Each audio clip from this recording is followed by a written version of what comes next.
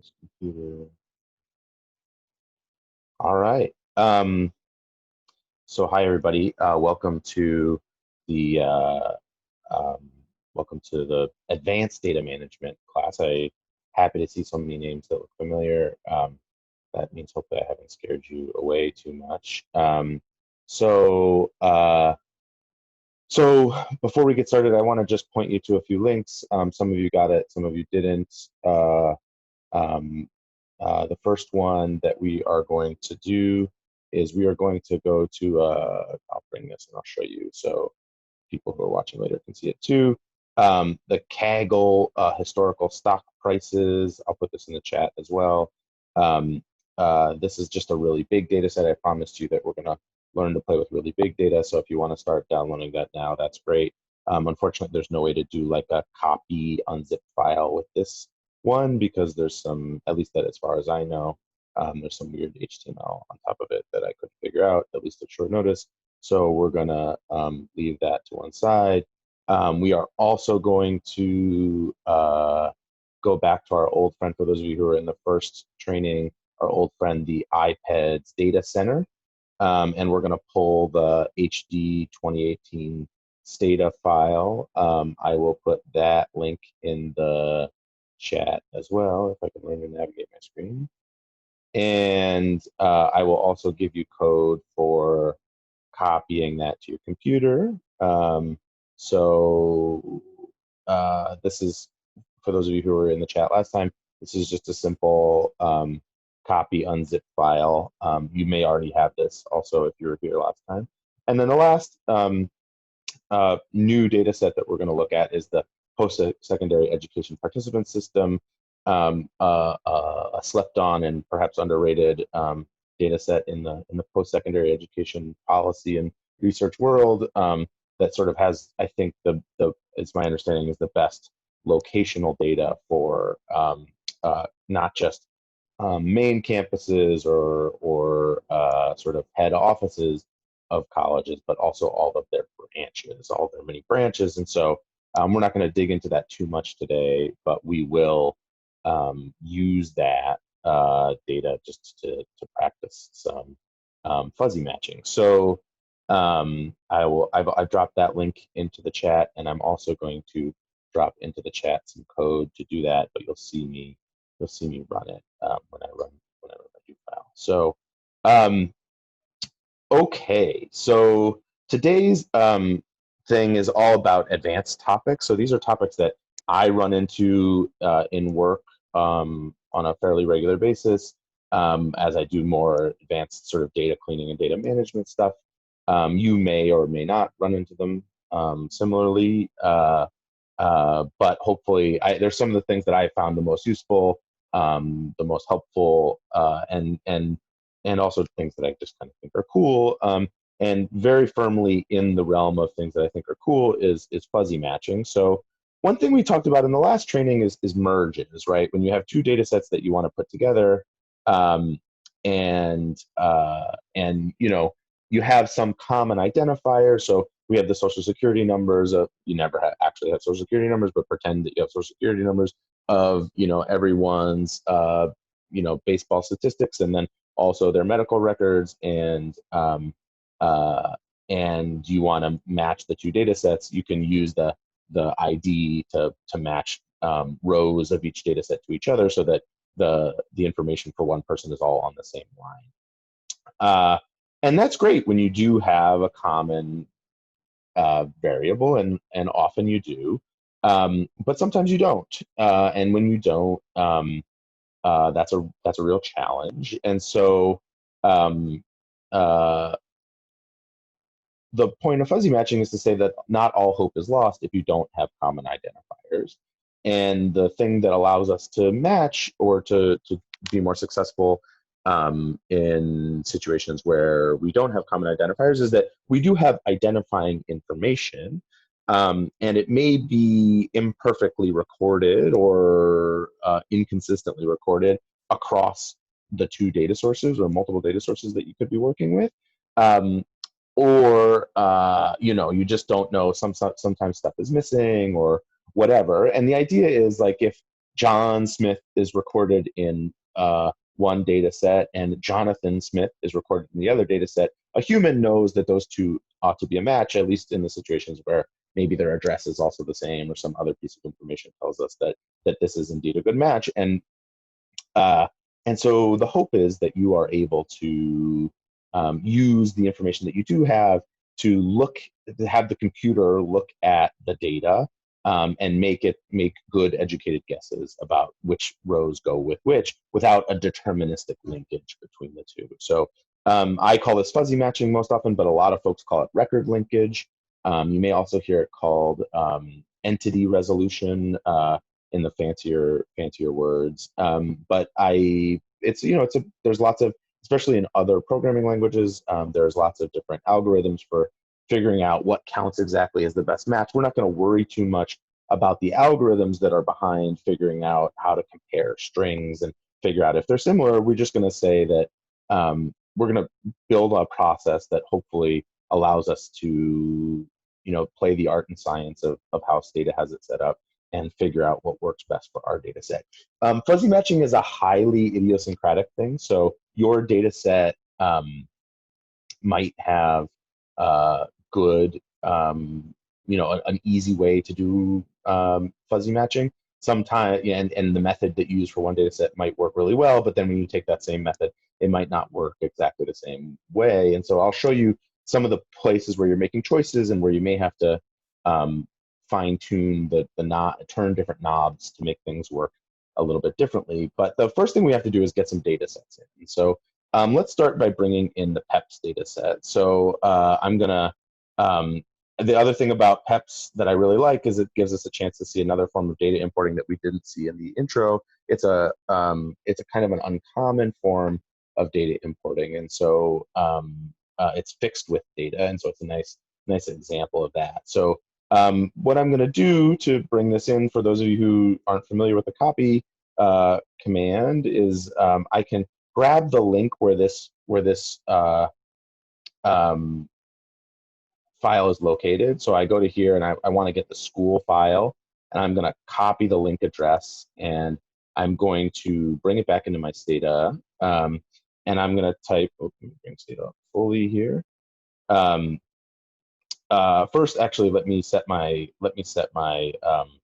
self up so that my Stata directory is pointing at my directory for this tutorial. So I'm just right now in documents. When I print my working directory, I'm in documents.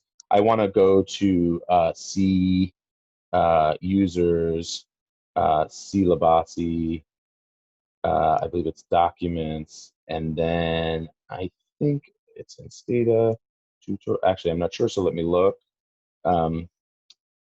Stata, Stata star. So I have a directory called Stata tutorial. So I'm going to do cd Stata tutorial in quotes because it's got a space in it. And I'm going to look in there, and I now have this other folder called Advanced Stata Tutorial. So I'm going to cd Advanced Stata Tutorial, and I'm going to look in there. And actually, I don't need to look in there. I just need to grab the path. So I have my path to my Stata tutorial, and I want to just quickly make sure that my Stata is pointing to that directory.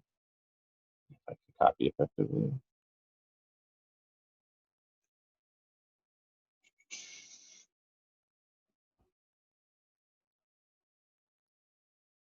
Okay, and so there's one other thing I want to point you to, is that here at the top of my do file, I've got the usual set more often clear all, but I've also added this set RMSG on. That's called set return message on, and what that gives us is how much time it takes for each piece of each command to run. And the reason I want to have that turned on is that we're going to do some comparing of how fast different Stata things are later. So make sure you throw that in your do file and run it so that you have everything that you need. So I'm going to run all this to make sure it's all there. And then I'm going to do this copy command. I have to go back and get my PEPs data. So I'm going to copy this link address where the data is stored. I'm going to do that. I'm going to put a period because I want it to just copy into my current directory. And then I'm going to unzip the resulting file. We know it's a zip file because the file that we're, the end of this path has a zip on it. And so I'm going a little fast because most folks I think saw this last time, but if you have questions, just go ahead and stop me. And also I can see everyone's sort of like screen now. So if you want to raise your hand, that's fine. If you want to do a thumbs up or something, that's fine to get my attention. Or because we're such a small group, totally fine to just hop off audio and jump in. Okay, so I already downloaded this once, so it didn't extract anything. But I do know that now I have a PEPs file in here. So if I look, I can see PEPs data. Oh, no, that's my school file.txt. And this this txt file, I will try to open for you. So let me see here. And just to show you what it looks like just as a raw file. So you can hopefully see it there. It is, it looks different than like the CSV files that we had. But one thing you can tell is that sort of these lines start in the same place, and these columns start in the same place, and these columns start in the same place.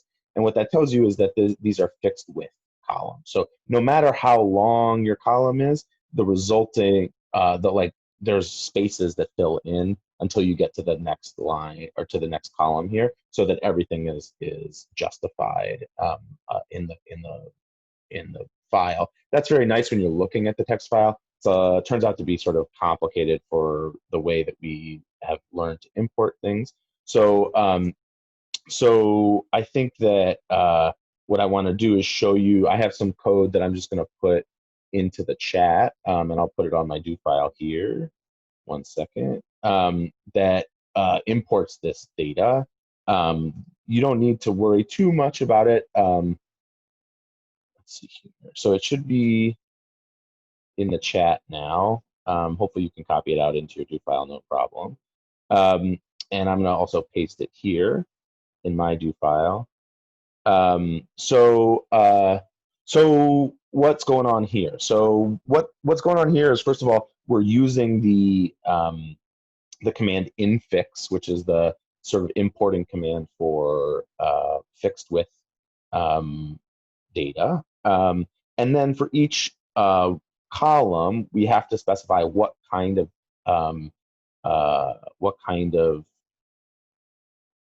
variable storage type we want. So in this case, I'm telling it the first column is going to be a string. We're going to call that string column record type, and it's going to go from character 1 to character 2 of the file. And the next one goes from characters 3 through 10. The next one goes for 11, right? I got these widths out of the documentation. I don't want us to focus too much on this, but just so you have some sense of it. And then at the very end, once I've specified all the columns and their widths, I do using and then the name of the file, comma clear, just like any other thing. So you can tell it's a little bit more complicated than our usual commands, where Stata does the automatic understanding of what's going on in the file by looking at delimiters and bringing them in.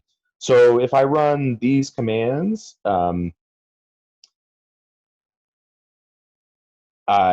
can download the file. I can see sort of I'm slowly downloading the file down here.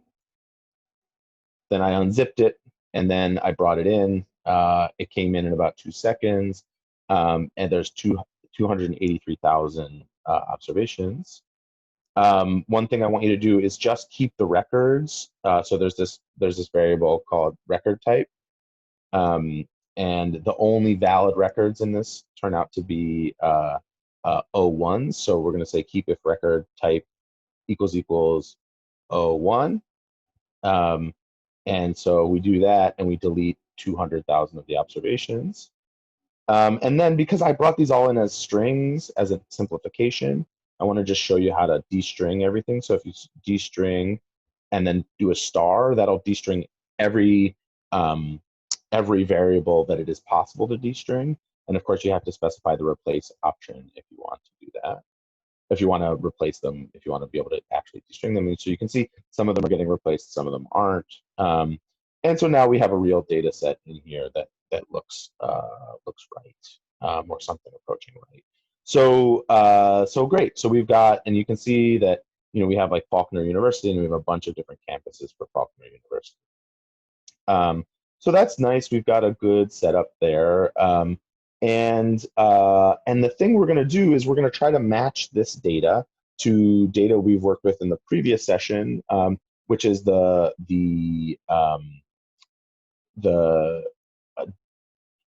directory data. So why don't we go ahead? Well, first of all, why don't we look at in this data set and record for ourselves some things that we might think are good identifying variables. So why don't you take 30 seconds and look through that data set that you've got in there, or you can see it here on my variables window if you haven't gotten it in yet, and let me know.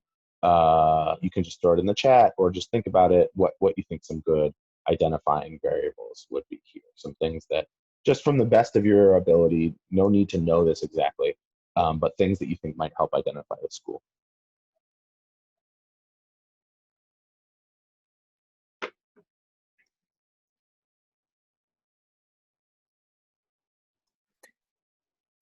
Can you say again what the dstring code was? Yep, sorry, 1 second. I'll bring it back up. It's dstring and then asterisk, comma, replace. It's an asterisk. Yeah, sorry. I sometimes call it a star. Also, let me see if I can zoom in. So Nancy says OPEID. That is true. We're actually going to ignore the OPEID for today because it just solves the problem for us. We're going to pretend like these two things don't have a common identifier, even though they do. But yes, OPEID will help us identify it. What about things that are more likely to be subject to sort of different spellings or other things like that? So when I look at this, I see a few different things that I would like. So I think school name helps us identify it. Line 1 of the address, line 2 of the address, city, state, county, zip 14. That looks a little weird to me, but maybe. And then as I look through these other things, the only other thing that I think might help us is web URL. Okay, so I've got a bunch of different variables, and so why don't I look at these quickly? So, all right, so some of these look like pretty normal addresses. Like many addresses, some of them have second addresses, some of them don't. So there's that. We might want to combine these addresses or something. City looks pretty normal. State is a 2-letter abbreviation, so it's a state abbreviation. County is a 3-digit number, so that's noteworthy. And then zip 14 looks to be like a very long version of the zip code. Zip codes are quite complicated, but we might want to just extract the first 5. So, okay, so we've got some sense of what this data set looks like. Great. And now what we want to do is we want to sort of get a sense of the other data set that we're going to be looking at. So we can do the same thing we were doing before of bringing in the iPad's directory file and importing that. So I'm going to just bring some code over to my do file here from a previous do file. Hopefully you have it from a previous do file as well, or if not, I put it into the chat. So I'm going to copy down the HD 2018. So this is the directory data. I'm going to import it. And so, okay, I'm looking at this file, and I've got some sense of similar things. So here, this is a unit ID. That's different than the OPID. There is, like I was saying, an OPID in this file as well. That would be how you would match it if you were doing a deterministic match, but we're going to pretend like we don't know that that's there. And we're going to try to do a fuzzy match just for pedagogical purposes. So inst name, probably the school name, right? Address, that seems to be just one line. City, stabber, zip, FIPS, let's see here. What else did we have? We had county, so you might want to look in here for county. So we've got county code and county name. We might want to look at both of those to see if those have what we want. The other thing we were looking at was website, and here we have web address instead of web URL. So, all right, so it seems like we have a decent set of analogs to what we were looking at. And so we might want to take a look at these and see what needs to happen to them or if they need to be changed at all to sort of match. So, okay, int's name looks like a standard university name. Address also seems like a pretty similar thing. Um, City looks normal, haha, the city there is normal. Alabama is AL, so that matches. Okay, we see that these zip codes are different. So that's an interesting thing. You know, these don't look as long. In some instances, they're longer, but they're not 14 digits. They're just the extra 4 digits. So maybe these are need to be cut down in some instances as well. So we'll think about that a little bit. We have the FIPS code, which is a state code, and we have a county code. These aren't 3 digits though; these are 4 digits. And one thing I notice about them is that the FIPS code and the beginning of the county code always match. So 4 and 4, 6 and 6, right? So the county code seems to be. It turns out if you know something about, and I've had to learn this the hard way, if you know something about the way that the census does census tract coding, it's a combination of a state code, a county code, and a tract code. And the state code is 2 digits long, and the county code is 3 digits long, and the tract code I think is 5 digits long, but maybe 8 digits long. I don't know exactly. And then even more, there's like if you add one more digit on, it's a census block. Um, and so what seems to be going on here with the county code is that rather than giving you just the 3 digits of the county, like the other data set is, it's giving you the state plus the county code. So, so the identifier is multiple things. So it gives you multiple pieces of information about the state. So we're going to have to rectify that because our county and the other one, it looks a little bit different. We don't need the county name, and we do have a web address, so maybe that'll be of some use to us. Okay, so great. So I've got some sense of what's going on, and so I'm gonna now go back to my original data set, my PEPS data, and I'm just gonna bring that back in, and I'm gonna start to make some changes so that I can make these two match. So, okay, so the first thing I'm gonna do is while this runs is I'm going to start to run. I finished. I'm going to start to run a little code that um, will write a little code that will help us do some fixing up. So align data to match iPad's data elements. Okay, so now I want to, first of all, I want to just combine, there's only one address field in the iPad's data, so I want to just make one address field here. So my two address fields in the PEPS data is line 1 address and line 2 address. And when you want to combine strings, concatenate strings, you just use a plus sign that puts them together. So I can show you what this looks like. So now if I do browse address line star, so now I can see what happens when they combine. So I see Berkeley Complex Building 101 South Broad Street, Berkeley Complex Building South Broad Street. So that just smushed them together. The problem is that when it smushes them together, it doesn't put the space. So we have to manually put the space in there. So I'm going to drop address and I'm going to recreate the address field here. So, and this time I'm going to add a quote space quote, and then add another plus. And so now when I combine them, there will be a space in between. So it's not just smashing them together completely. And so now we get a nice address thing that's all one together. Another thing was we were talking about how we might want to just extract the first 5 digits of the zip code. So let's generate zip equals substring. So this will take the substring function will take a string input. So in this case, we're going to do zip14. And we're going to go from character 1 through character 5.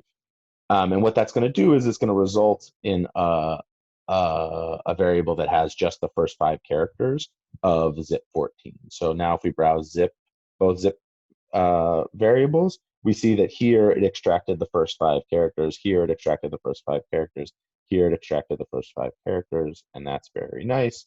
So now we've got a zip that's just the first 5 characters. So that's very helpful.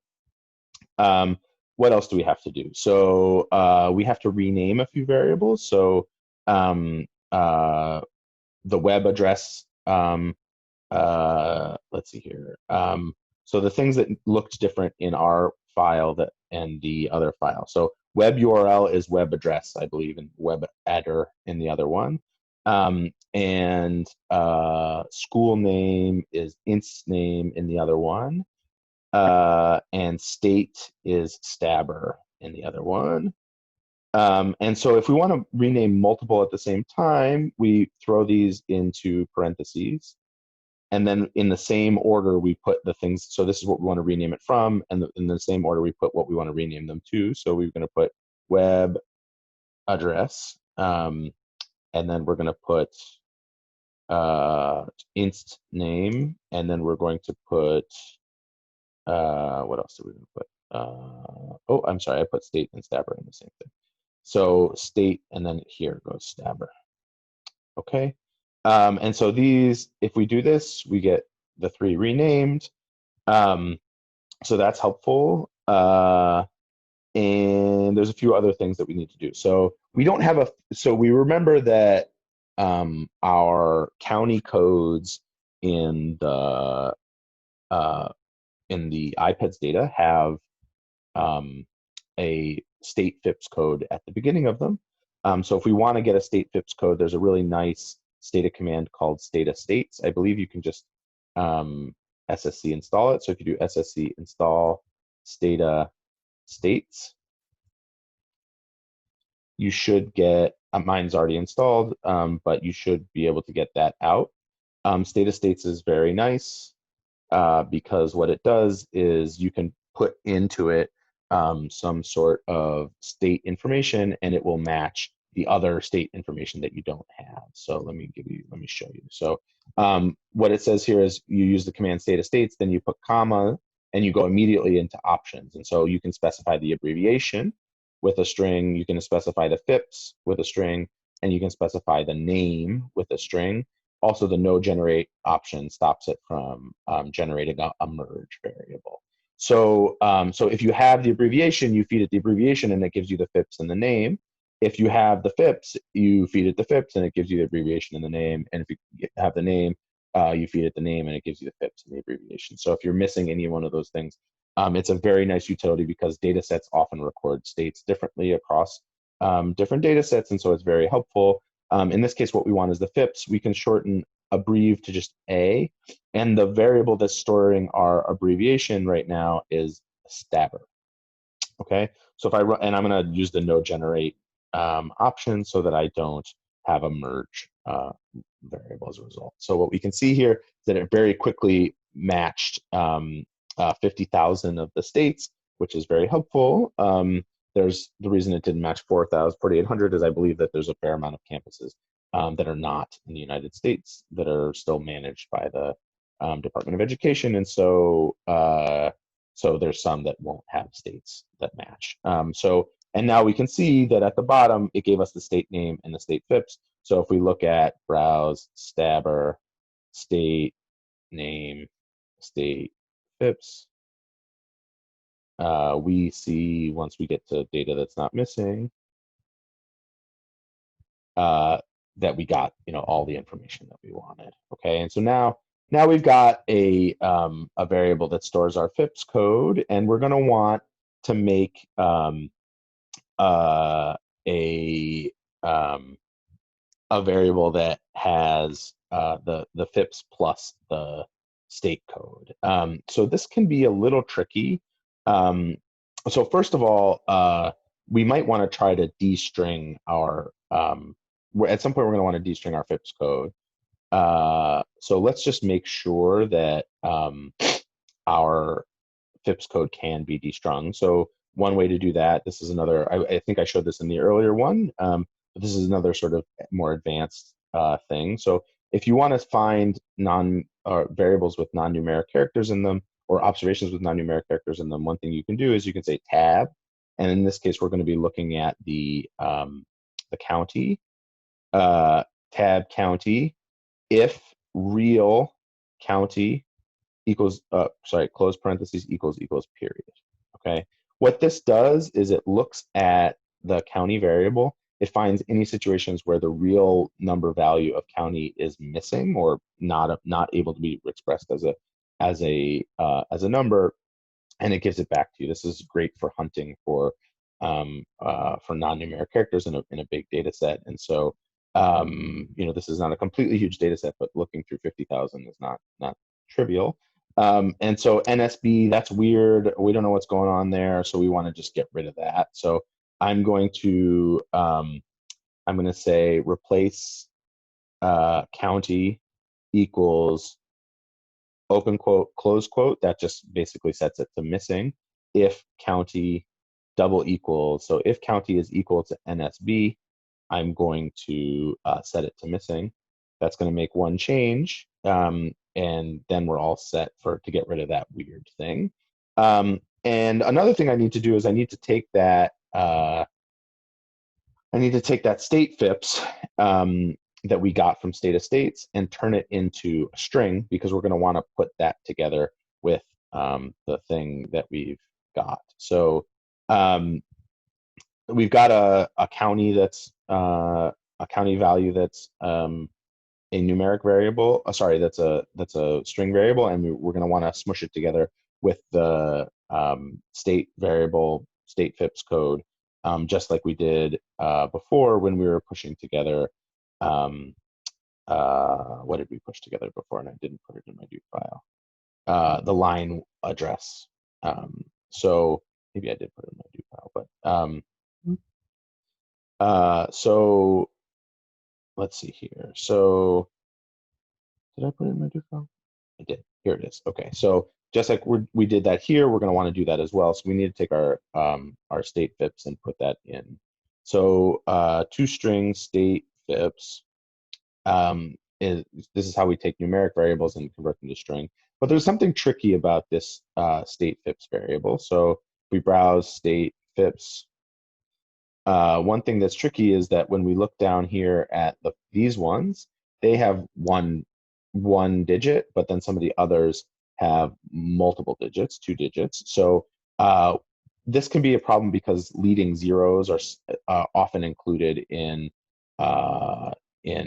So if I look at this county variable, in string versions of non-numeric characters, or sorry, string versions of numeric characters, you often have the 0 is still included. If we turn this into numeric, that 0 would be lost, or at least it could be lost. I'll show you later how to not make it lost. But in this case, if we want to convert a thing to a string so that it retains that leading 0, first we have to give it a name, the new variable. So we're going to create a new variable. So we're going to say toString state FIPS, and we're going to create a new variable with the resulting value, and it's going to be called state FIPS string. And then to get that leading 0 in there, we just have to do format %. Don't ask me why %. This is just how Stata writes formats. 02.0f.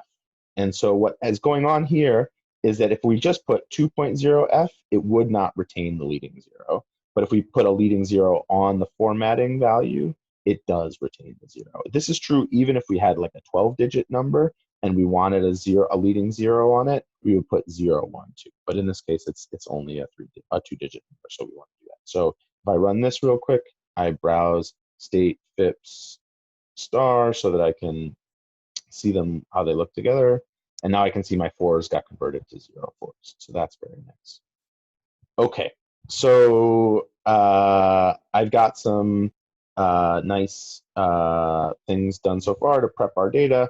So now I want to combine my county code and my state FIPS data together so that we can get the same county code that we had in the iPads data. So the iPads data county code was called county CD, and we're going to make that same thing. We're going to say state FIPS string plus. This time we're not putting in an artificial space because this is all one string. We do really want it to just be pushed together.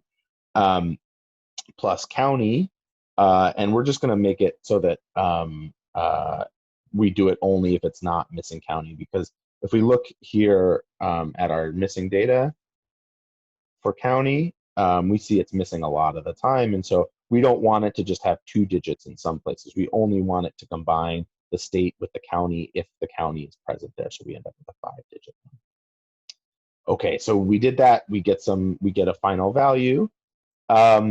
And now we can actually destring this county code if we want.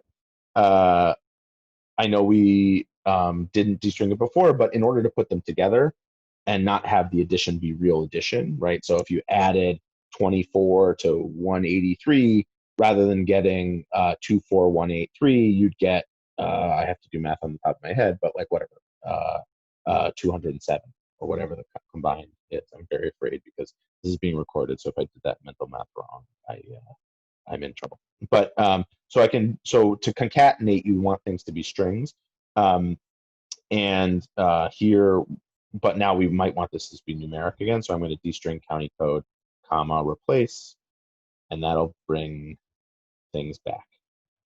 Okay, let me take a deep breath for a second and see if anybody has questions. I know I'm going fast, and so folks might be trying to keep up.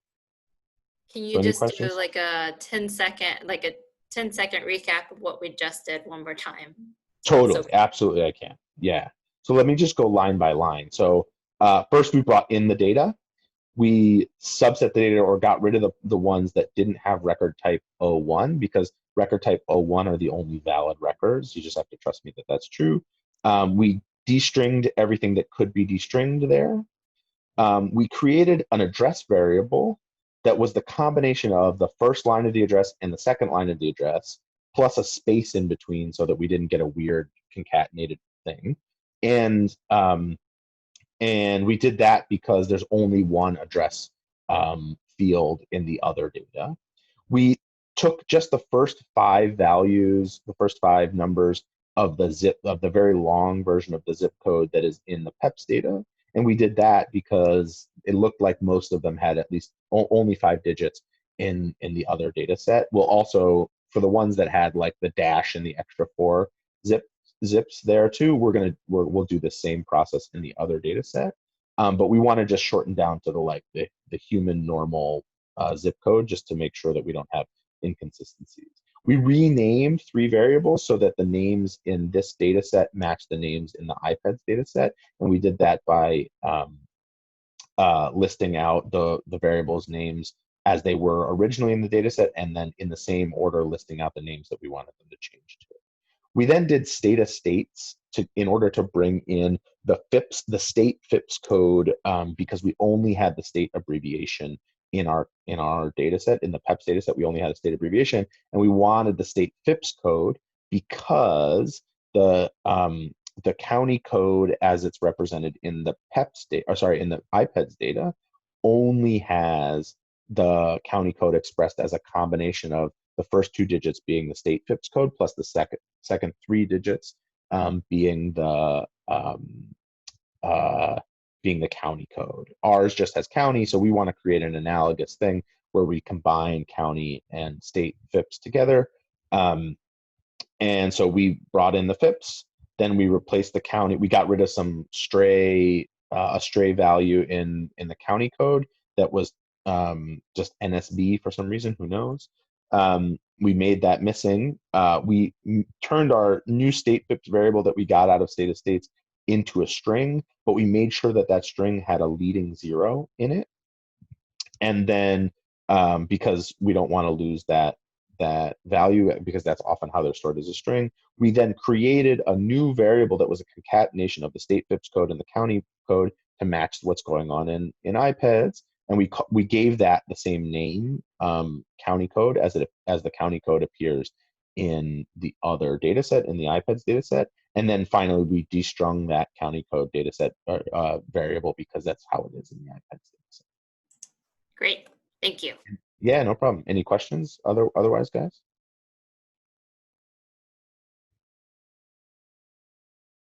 Okay.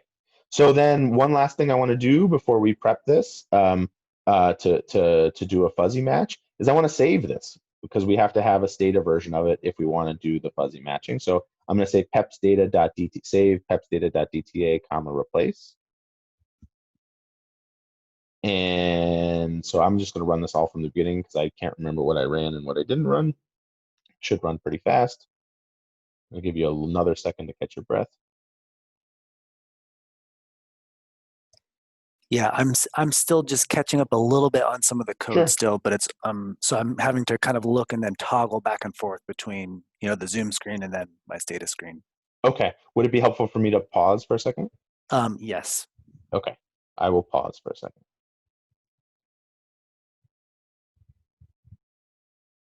For those of you who are also pausing, if you're not catching up, you might, if you haven't already, make sure you have the iPad's data in. You can sort of save this, make sure it's saved. If you look ls, I'll bring this back up in a second. If you look ls into your folder, you should hopefully see that your pepsdata.dta is saved, and that's a good thing. And then you can re-import your iPad's data. And a thing I do once I've done my copies once, so that I don't keep copying again, I usually just comment out the copy command and the unzip file command, because we don't need to keep running that again and again, at least not now. You might want to, before you save it for the final time and close the, if you're going to close it for 6 months and come back to it, you might want to reopen those and re-download them, but totally up to you.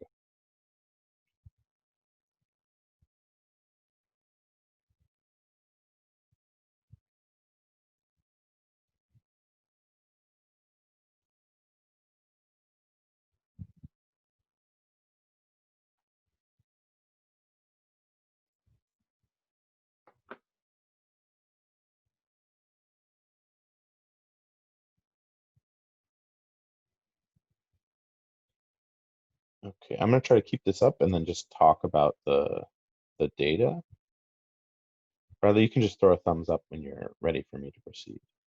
So, so hopefully you can see the data over here. So we've got our institution name. So I'm just going to start writing down in my do file the stuff that we are going to be trying to match on. So we're going to have the inst name. We said we're going to have the address. We're going to have the city. We're going to have the stabber. We're going to have the zip. And we want to make a note that we want to make this 5 digits. We're going to have the, what else did I say?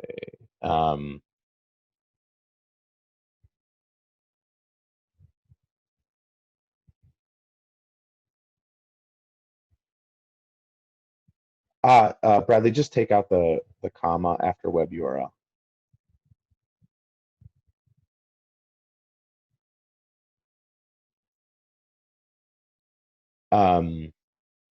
Let's see here. So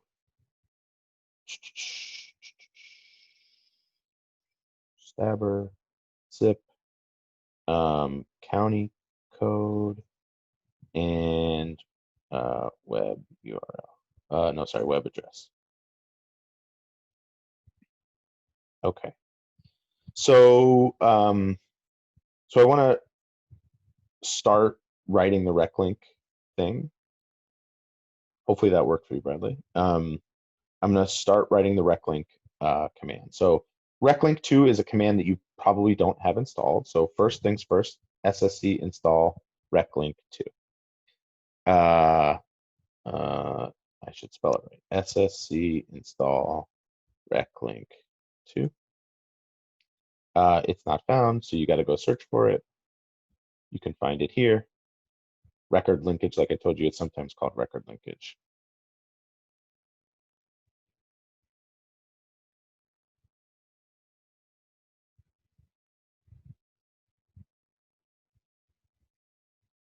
Okay, so I've installed it. Can you all just give me a thumbs up when you've got it installed?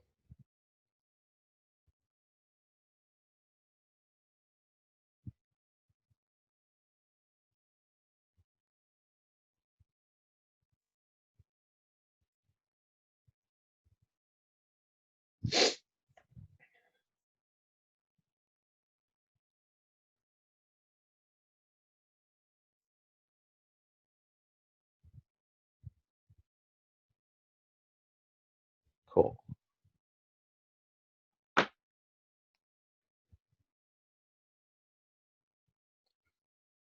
Okay, so while folks are still working on that, here's how reclink works. So you use the command reclink2, you then put a list of variables, you provide a, just like with merging, a using file name. So a file name where that you're gonna merge to. Obviously for us, this is gonna be that PEPs data. Then you put a comma, and there's a bunch of options that you have to specify, and we'll walk through them, but there's 3 that are really necessary. So there's an ID from the master data set, there's an ID variable from the using data set, and then there's a generate. You have to generate a new variable that stores the quality of the match. So how close is the match? And this is going to be a key element. There's some other things that are in here that are useful. So there's the weights for that you give to when 2 fields match. There's weights you give to a thing when 2 fields don't match. There's OR blocking, which I will explain when we get to it.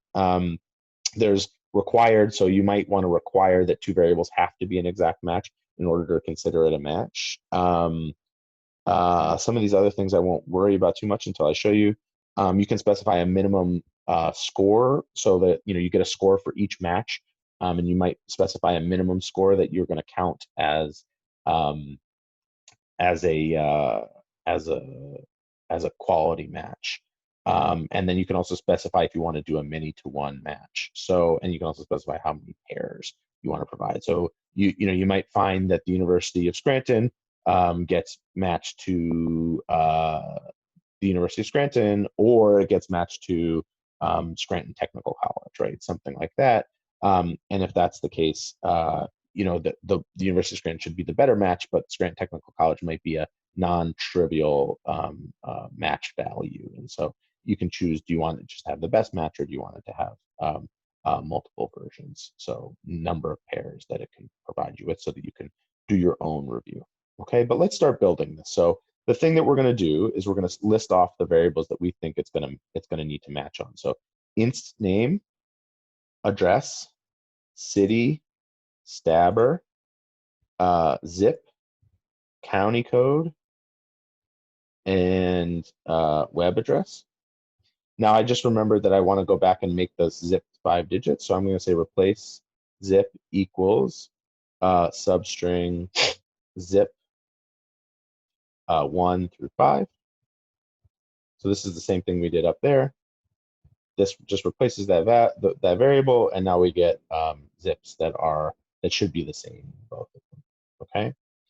So I've listed out the variables that I want to use. I'm going to say using, and I'm going to go up here and get my PEPs, what I save my PEPs data as. I like to keep it in the red so I can just sort of see, makes it easier for me to navigate my way around the command. Okay, so now I need the ID in the master variable we need to specify. So here in the master variable, in the master data set, which is the data set we're currently in, we're going to use unit ID. Determining what your identifying variable is can be challenging. Sometimes if I don't have a good identifying variable, I just create an ID, and an easy way to create an ID would be, I often call it IDM as well, but you could call it ID master or whatever you wanted to do. And if you just do _n, so gen ID master equals _n, what that does is it creates a variable where I'm going to move ID master to the front. And if I browse this, it just gives me the number in the data set that value is. And so that guarantees that they're unique. But in this case, we can just use unit ID. And in the using data, we can use what Nancy suggested, which is OPEID. And the generate, we're going to generate a new variable, and I always call it index, but you can call it whatever you want. You could call it match index. You could call it banana, you know, for all I care, but you just call it whatever you want. And so now I'm going to run this record linkage. This takes a gen. Oh, I guess it has to be gen, not generate. So I'm going to run this. I get this thing back. Key variable web address is strl in master data, and it has to be. It can't be strl. This is a complicated thing to explain, but basically, Stata introduced in recent versions of Stata a string type that is called string L, which stands for, I think, really long string, because there used to be a maximum length of the string, and they really wanted people to be able to have really, really, really long strings in there, because increasingly people have data sets that, you know, have things like entire text value of a academic paper or a book or something. And you want to be able to store that sort of data as more people do natural language processing. And so I think that's why that's there. But in any case, reclink doesn't play nice with STRLs. And so we're going to just change that. So sometimes you have to change the type of a variable. And so we're going to recast web address to string 150. So it says string of a character 150. And if we do that, then we rerun our reclink. It should work fine for us. So first it found 4 perfect matches. That's what it tells us. And now it's going to give us a dot every time it completes 5% of the matches. So it's going through 6,853 observations to assess the matches. And what it's doing is it's taking every row of the PEPS data set and comparing it to every row in the IPEDS data set and comparing them on the variables that we specified. So it's looking at all of the inst names and all of the addresses and all of the city and all of the stabber and going through them and comparing. And so you can see we haven't even gotten 1 dot yet, and this process can take kind of a long time. So there we go. We got 1 dot now. And that can be kind of annoying and impractical in many instances, right? So you know, one good tip for if you absolutely have to run it like this, or run a long piece of code, is try to make sure it works, make sure the code is not going to throw an error, and then run it overnight. When you go to bed, press go, and wait. When you wake up in the morning, hopefully it'll be done. But because this is taking so long, we're going to look at one of our options to speed it up. So I'm just going to hit the X here to stop it, and you can too. And so one way to speed this up is to use our OR block option. What is an OR block? OR blocks require, blocking in general in record linkage, requires that you, requires of the data matching that they match exactly on at least one of a set of variables, right? So we might want to, this is kind of an art as well about how you choose which blocks or which variables you want to block on. You want to try to make sure you have a variable where if there's a true match, they won't be mismatched, right? So, you know, it seems very unlikely that if 2 schools in these 2 data sets are matched, that they would have different states, right? Now, one instance where they might have different states is if one of them has the state missing and the other doesn't. So why don't I look and see how often stabber is missing in this data set? It's never missing in this data set. So we feel hopefully pretty comfortable with it. But maybe in the other data set, it's missing a lot. You're going to sort of have to go back and forth and play with it. But the problem is, if you do it with stabber, you still have a lot of possible matches. So the reason that OR blocks speed things up is that by requiring that 2 things have an exact match before you do the comparison, it reduces the number of possible comparisons you do. So rather than comparing every row of the PEPS dataset to every row of the IPEDS dataset, what you'll do is compare every row with Massachusetts in the IPEDS dataset to every row with Massachusetts in the PEPS data set. And so that makes the blocking less. And so the fewer combinations there are within blocks, the fewer overall number of checks you do. And so the problem with states is that states still have a lot of possible comparisons. And so a thing like a zip code, you would hope is generally correct. And we're not missing any zip code information in the iPads data, so that's helpful.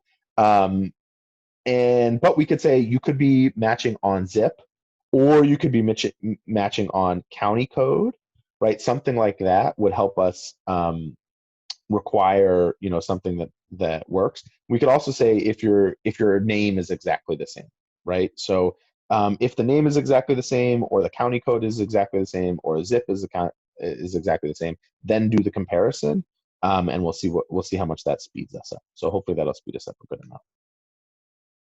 So 4 perfect matches found. Now we're going through the 6,853. That's the remaining observations. We see we've already got 1 dot.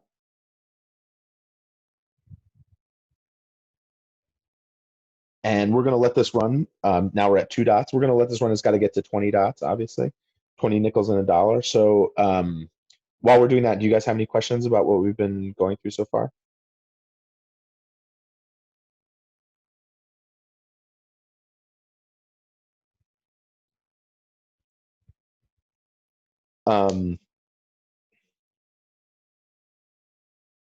While we let this run, it might be a good time for a break. Yeah, Bradley just suggested it might be a good time for a break.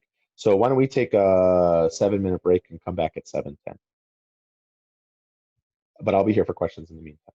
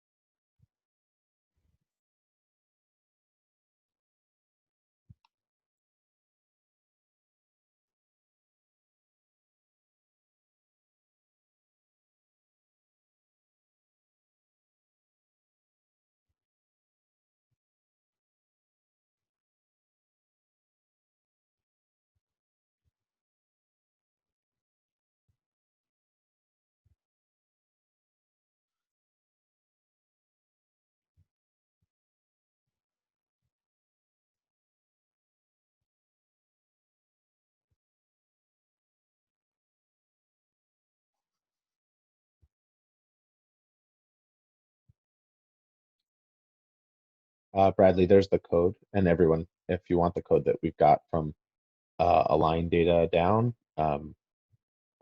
it's in there.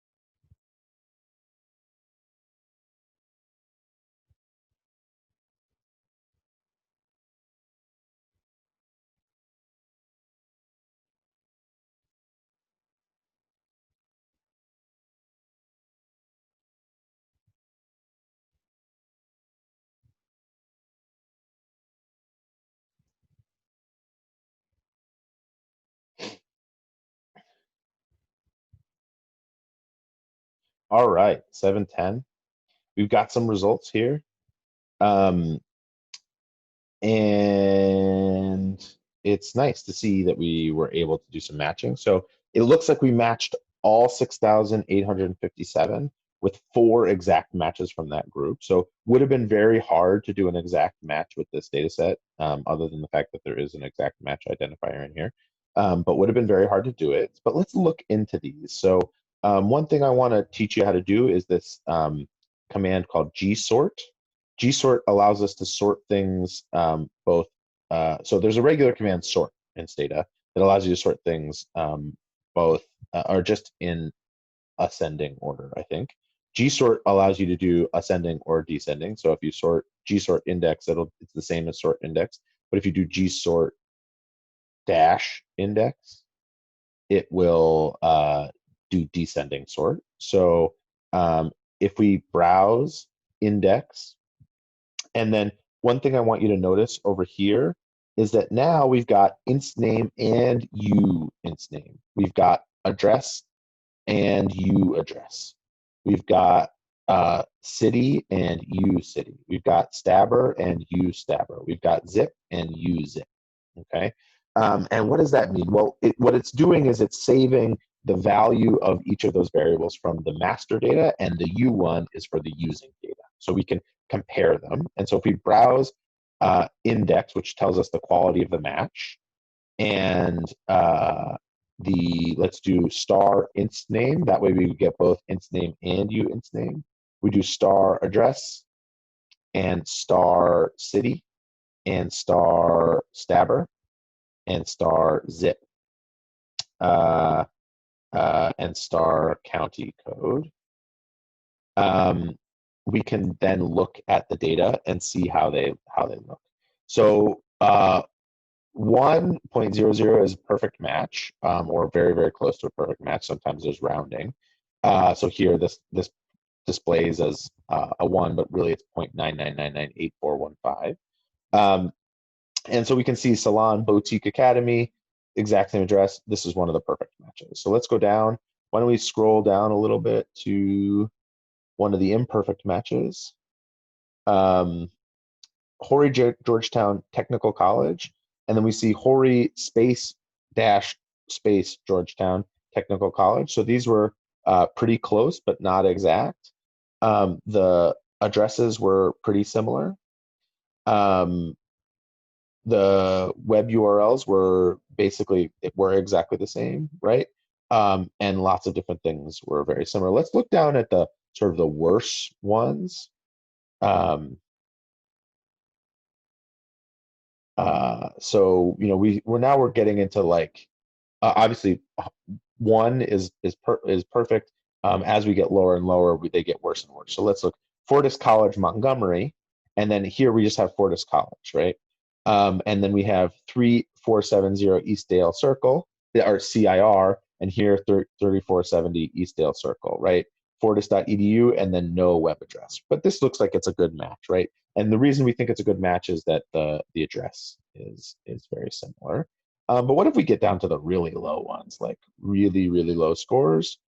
So by default, it doesn't do a match if it's lower than 0.6. So let's look at these bottom ones. University of Phoenix, Idaho, University of Phoenix, 999 West Main Street. So this one actually looks like it is a good match, because the address is the same, but it's got a pretty low score. Atomica Technical College, Caguas, and so Calle Munoz Rivera. So these are probably the same, but for some reason not matching super well. So it's interesting. There's some good matches down here, but it's not a guarantee, right? So Poway Adult School matches to this thing without a name, and also address without a name. So it's not even clear why it's matching there, but for some reason it is matching. And so so you want to be careful about the ones at the end. You want to explore them. But before we do that, because we saw some weird stuff where like the addresses were nearly exactly the same, there's a few tweaks that I want to make, and I want to show you how to do here. So first things first, let's take out this inst name. We want it to go faster. So we're not going to require that. We're going to, when we require inst name, we probably do more combinations. So hopefully that'll make it a little bit faster. And then what we want to do is we want to add weights we want to add the W match option and the W no match option. So what is W match and W no match? Well, this tells tells RecLink how seriously to take when you have a match and when you have a non-match. So, and the way you do this is you give it a number weight. So this is a little bit more art than science, but basically higher weights means Stata should care more when a thing matches or when it's in W no match when a thing doesn't match. So for inst name, we should just think in your head on a scale of 1 to 10, how much of a good sign that a school is a match should it be if the two names match it, if the two names are matched or if they're close on the institution name. That's probably a pretty good sign. I would say maybe it's a 6 or 7, right? So we can imagine a situation where University of Phoenix, has a bunch of different campuses. They're all called the University of Phoenix, and so having the same name is a good sign, but not a guarantee that the two are the same. We also care about the address.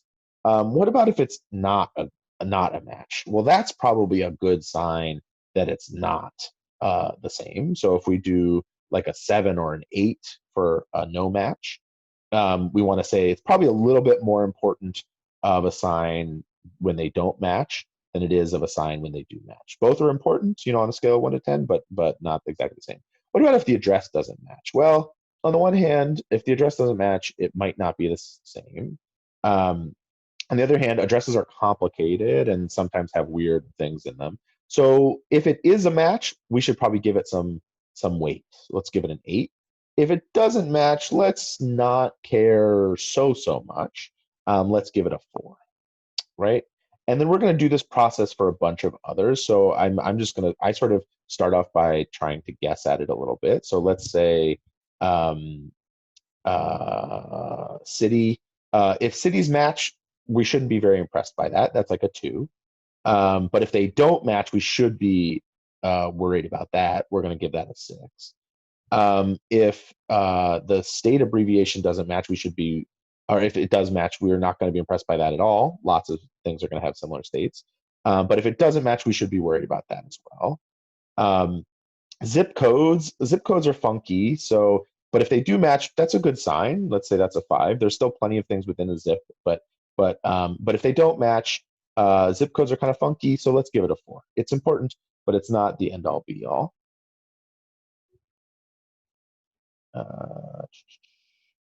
And then I'm just going to put this down to the next line. So we were on zip. What about county code? If county code matches, that's a very good sign, I think. If the county code doesn't match, I think that's probably similar to zip. If the web address matches, we should be interested in that. So let's say 6. If it doesn't match, web addresses are really weird, so let's give that a 3. And so that's it. So now we've got, now we should be able to do this. I'm actually, to speed this up even more, I don't want you guys waiting around. I'm going to just take county code out because that was missing a lot in the thing. And so now what we're saying is it's got to match on zip in order to be compared. Okay. So let's run this one more time. I'm sorry, I've got to start back with my importing the HD data, and then I'm going to run it again. So it runs from here through here. So again, it found 4 perfect matches.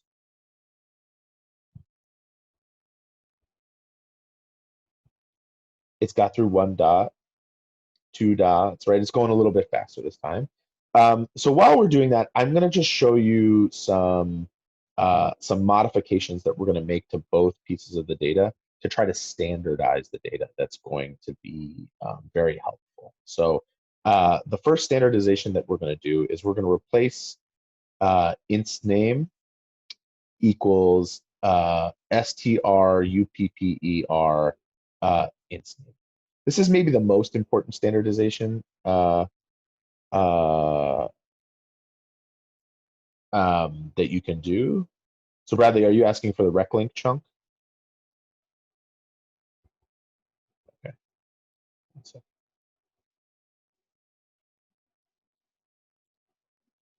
So capitalizing everything is maybe the most important standardization you can do. Another very important standardization is to get rid of stray uh, what do we call them? Stray spaces. So we use strtrim for that. So if we do str upper for inst name and then str trim for inst name, what this is going to do is it's going to give us the uppercase version of these variables, and it's going to eliminate any stray marks, any stray spaces. So those are two standardizations that we're going to do. And I'm also going to build a loop because I'm going to do this with a couple of different things. So I'm going to do this for each variable of var list, inst name, address, and city. And those are the only ones I'm going to really worry about having to standardize, because zip is a numeric, county code is a numeric. Web address is going to be funky anyway, so we're not going to worry about that too much. So I'm going to open this loop. I'm going to space it down so it has a body of the loop. I'm going to copy this, these replace statements, and I'm going to replace my inst name in here with the with backtick. Hello, Stata. With backtick. There we go. Backtick var, so that we can, this is the, for those of you who remember from the last session, what this does is it's a local macro that helps us to loop through things. So the first time we go through this loop, inst name will be replaced in for var in each of these instances. And so it'll be exactly what we had before. Replace inst name equals string upper inst name. The second time it goes through, it'll be replace address equals string upper address. And the third time it goes through, it'll be replace city equals string upper city. And so what we're doing is replacing each of these, okay? So that's gonna happen in a second. We're gonna do these standardizations. And I'm also gonna copy this up to the fuzzy matching, to the PEPs data, so that we're standardizing in both data sets to try to make them come together. But first, why don't we take a look at how this looks now? So if we browse, again, index, inst name, address, city, stabber, zip. Actually, first I have to sort the index, and then I'm going to browse those things. And so we can see, in general, the numbers seem to be a little bit higher. We're staying in the 90s, the high 90s, a little bit longer. So that's good. It hopefully increase the quality of the match. Let's look at the bottom end and see, are these going to be good? So, all right, National Career Education Institute for Business and Technology, 6249 Sunrise Boulevard, 6249 Sunrise Boulevard. So it seems to be something that's located at the same address, but they have different names. I don't know how comfortable we feel about that. We have to sort of check into it, maybe Google around for it. But here's the Jolie Hair and Beauty Academy Hazleton at the same address. That seems to be a very good match. Hazleton, Pennsylvania, not far from my hometown of Scranton, Pennsylvania. And but in any case, so that one looked okay, but you'd have to do some more searching through it. The thing I want to show you the impact of is the standardization. So that hopefully the weighting and the matching, the weighting on these things, hopefully made things a lot better. But let's quickly run this loop here so that it will make any changes that need to be made to the file. And so we do see that there were some stray spaces in the address variable. So it's good to get rid of those. But actually, let's bring this same block of code up to the PEPs data, and let's run the PEPs data again. So so I'm going to infix the PEP data. I'm going to run down through here, and I'm going to save it again so that it does all that standardization.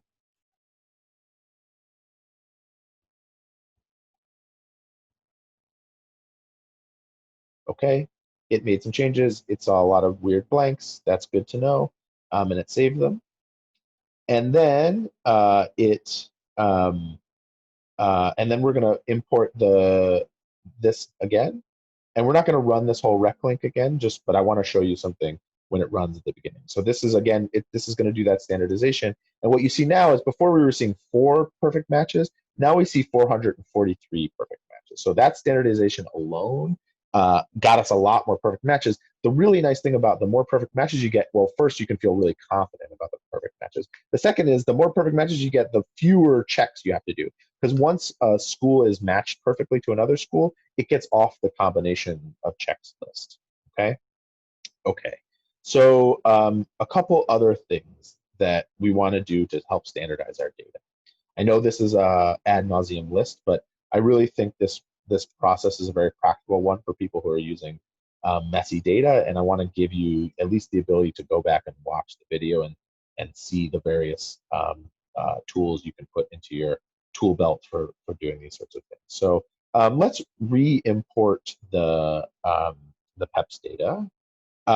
So there's a very nice article, and I'm going to bring it into the chat that has to do with how you do record linkage in Stata.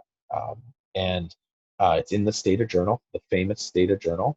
And it's a great set of things that you could want to install, or set of processes that you'd want to use to do good record linkage. And so one of the important things that you want to do there is install this command called stnd address.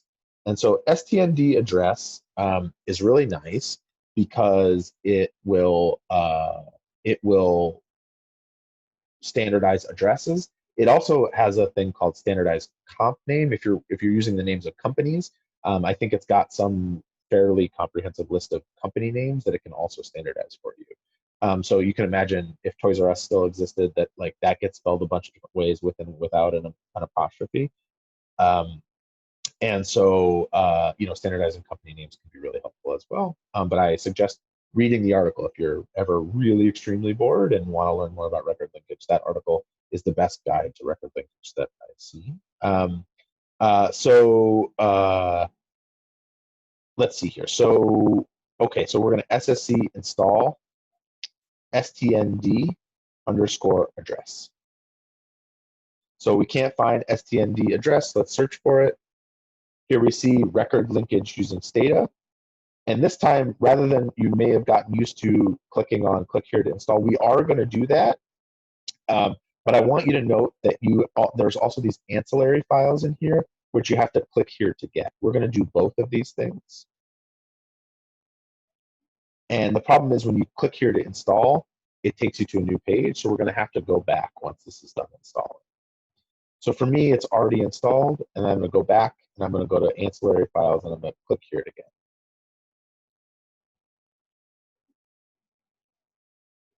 And so one thing to note is that it copies these into your current directory. Okay, so these files, just let me show you one more time, that they have interesting names, right? So they have the ones that we're interested in are, where are they?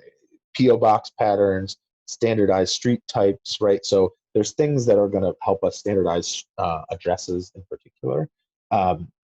But it uses all these ancillary files in order to do that. Basically, these are just other CSV files that it doesn't look up on for things to change. But now if I look in here, I've got all these standardization files in there. And so I want to take these standardization files and I'm going to put them, well, we don't have to put them really anywhere. We just need to know that they're in our file, right? And we're going to have to add to this. So now I should have, if you do help stnd address, you should have the help file for standardized address. And one thing you can see is that it says path. This is the directory of the pattern files. For us now, because it saved it to our local directory, we are going to want to make sure that we specify what that local directory is when we do this. But the way that standard address works is that you just specify what the address variable is. You note that the address variable has to be capitalized in order for it to work, in order for this thing to work.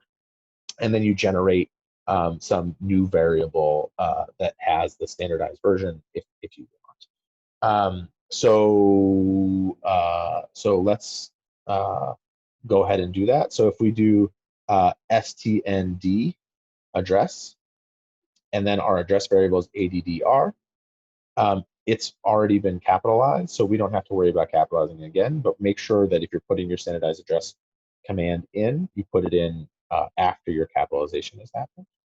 And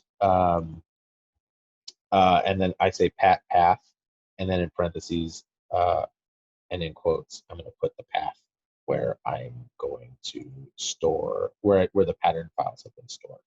Make sure you have that slash at the end, just in case it needs it. And so if I run this, oh, and let me also generate a new variable so we can compare. So gen stand address. So I'm just, you can call this address anything you want. I just called it stand underscore address. So we're going to be able to compare them. So I run this. This takes a little bit, but not too long.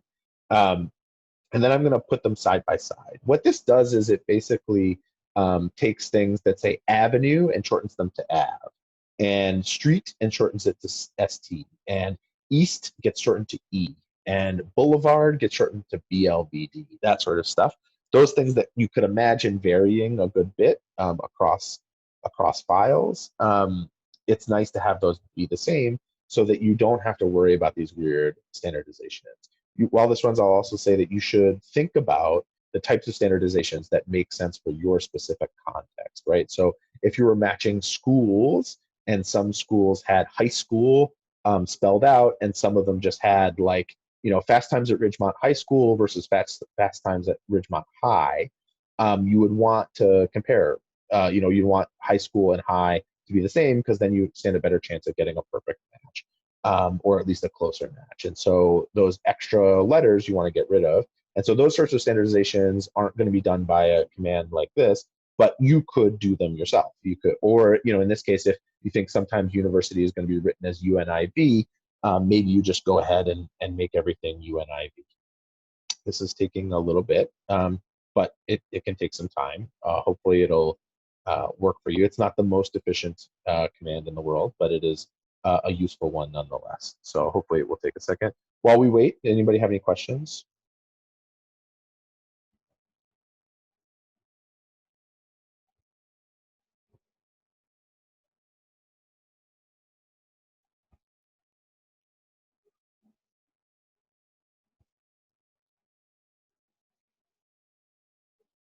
I don't know why this is taking so long. It normally doesn't.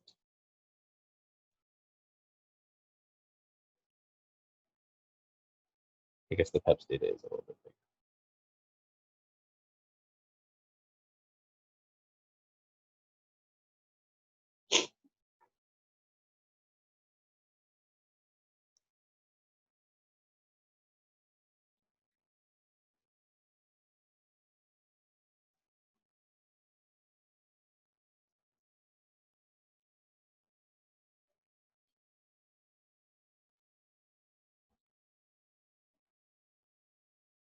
It's like watching paint dry or something, but hopefully it'll finish soon.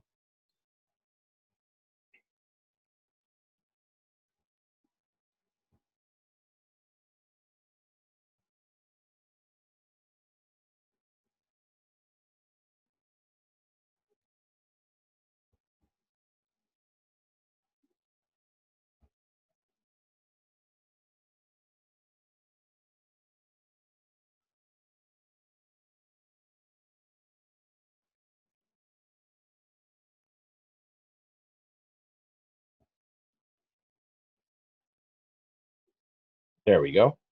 So, okay. So now let's compare these two variables. So we've got address and stand address.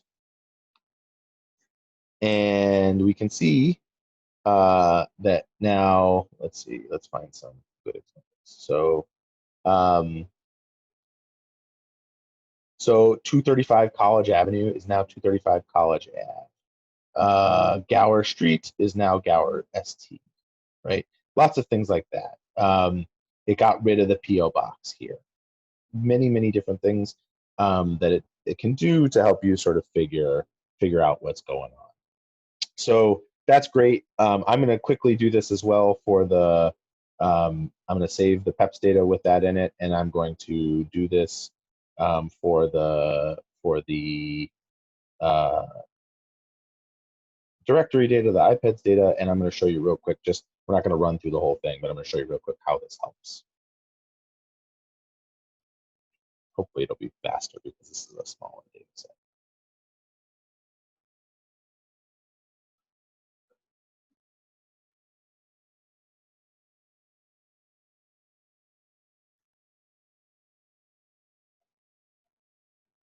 Okay, so this didn't improve our number of perfect matches, but it can, in many instances, be a helpful tool, right? Like I said, the most important standardization you can do is uppercase and get rid of those extra spaces. But often it can be very helpful to also do this. So a thing worth knowing how to do. Okay, so actually, I should probably let this run so I can show you what's gonna happen next. So the next thing we're gonna do is we're gonna install a command called clrev match. So this is gonna help us review potential matches. So a thing that you might want to do is just see, did you get quality matches, right? This is an indeterminate process, so it takes some human judgment to feel confident that you've got it right. And you may want to review all of them, or you may want to review a random subset of them. A very good trick when you're doing manual review of things like that is to take a random subset of the data, because it should be, it's so rare in real life that we get a situation where we can do true random sampling that will allow us to get a sample that is representative of the data that we, of a larger population of data. But with Stata, you can generate true random samples, and you can review those random samples. So you could, of our 6,000 matches that we generate, we could generate or take a list of a random sample of 500 of them and look through them and hope that if the rate at which we see mistakes or mismatches in our data that we review should match the rate that we see mismatches in the broader data. It's a little tricky in situations where you're expecting something like a very small mismatch rate. So if you're expecting 1 out of every 1,000 or 1 out of every 10,000 of your things to be mismatched, then maybe a 500 observation sample is not going to do you so much good, but it could be helpful. Okay, so let's install clrev match. SSC install, right? So SSC install clrev match. Doesn't find it, but we search for it. Here it is, record linkage using Stata. Click here to install.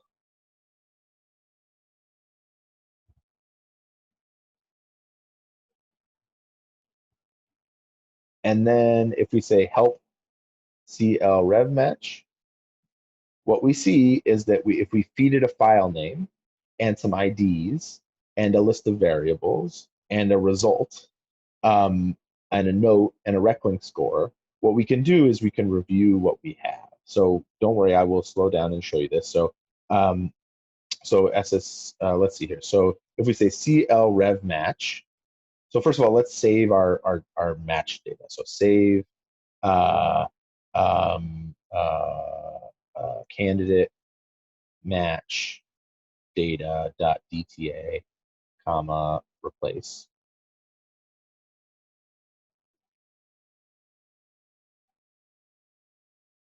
Now I've saved that data set. So now I'm going to do clrev match using candidate match .dta, and I'm going to add these options. So the IDM and the IDU match just what we did with reclink. So this is this command works very well with reclink. So just what we put in for IDM and IDU in reclink, we'll also put in for IDM and IDU in unit ID and OPID. We'll also put it in for the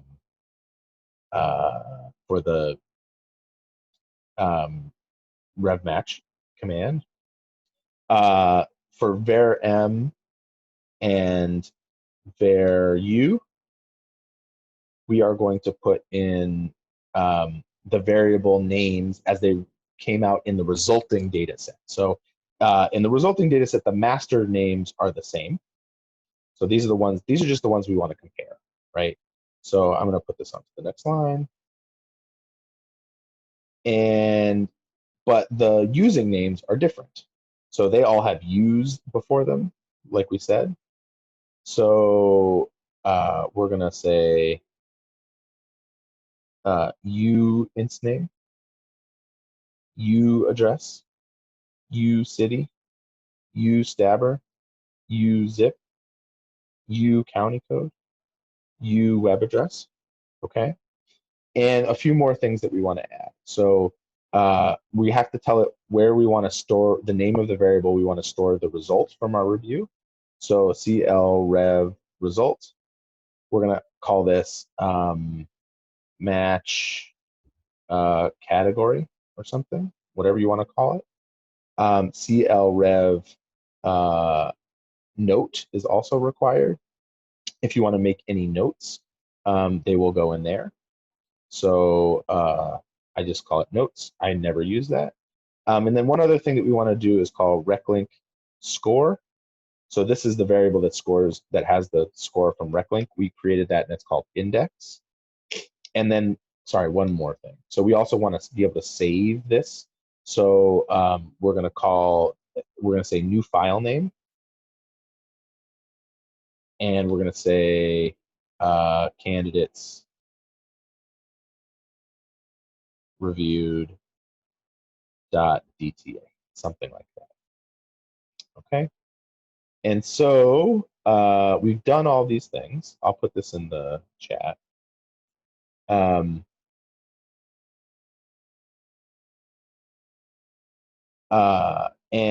now I'm going to show you what it does. So it's a pretty cool little utility. If you press go on it, what it gives you is from file 1 what the values were, from file 2 what the values were. So sort of what we were doing before when we were just looking across the file, but then it also gives us a way to store the results of what we think. So I look at this and I see Alabama A&M University, 4900 Meridian Street, Normal, Alabama, 35762. Okay, so Agriculture and Mechanical University. The reason this is sort of a lower score, not perfect score, is that agricultural and mechanical is different than A&M in just a pure computer looking at the strings sort of way. But we as humans can see that that's exactly what you're looking for. This might as well be an exact match. And the street address is the same. So this is, if I type in 3, it's definitely a match. And then I get back this result. Press C if you need to go back and change your answer. Press N if you have a note to enter. Otherwise, press enter to continue, right? So I don't have a note. I don't need to change anything. I feel good about my answer. And I press go.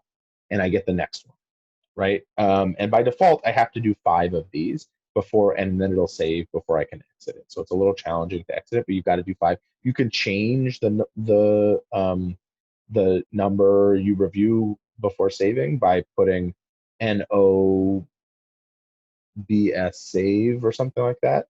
You can look in the options in the help file and it'll give it to you. So we can see here that this one's got a relatively low score because the addresses are different, but the name is University of Alabama at Birmingham. So we probably feel pretty good about that. The web addresses match exactly. So, I think I would say that's definitely a match. You might choose very likely a match, totally up to you. And I press enter to continue. Amherst University, this looks good to me. Very high count. Press go. University of Alabama in Huntsville. This looks very similar. The addresses are a little different, but probably the same university. So I'm going to say that, okay, and then I'm going to do Alabama State University, South Jackson versus S Jackson. Looks very, very good. Okay, and then now after my fifth one, so first let me show you this. So it shows you how many are left to be reviewed. So we still have 6,709 out of 6,713. We've now reviewed 5, I believe. And so now we have the option to press Q to save and quit, press any other key to continue. So I'm going to press Q to quit, and it lets me out. It saves that candidate's reviewed file. And now if I wanted to keep going with that same file, I would change this to candidates reviewed .dta, right? And that gives me a good option for reviewing my files. Alrighty, so that's it for fuzzy matching. And I can show you DTA link, but I think it's probably better if I just leave you to explore DTA link on your own so we can get to some of the other stuff.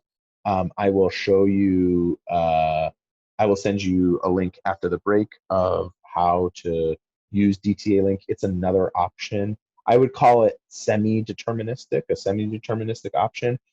It gives you scores based back on whether or not different fields are exact matches to each other, but it doesn't require all the fields to be exact matches. So if we gave the same list of variables that we wanted to check on, it would give us a certain score if inst name was an exact match, but address was not an exact match, yada, yada, yada. And so you could go through all those different fields and see what matches and what doesn't. And then it gives you back a score. And then it's faster because because it's deterministic, because it's not calculating how similar is the inst name variable to the other inst name variable. So if you're using really big data, DTA link is a very good option. This is sort of smallish data that we're using right here for this exercise. And you still saw how long reclink takes. Imagine if it had to do 1 million to 1 million comparisons. It's just a huge amount. And so not really feasible, especially in Stata. So DTA link is a good option if you have those big comparisons to do. So I'll put that link in the chat if you want to use it. And when I think we'll take a break and come back at 8 o'clock, and we will try to get through both dealing with big data, speeding up with big data, and we'll try to get through Putexcel. I don't think we'll get through much besides that. So, but we'll do our best. We'll do our best, and we'll push through the 9, and yeah, and then we'll see how we go from there. So, alrighty. So see you at 8 o'clock.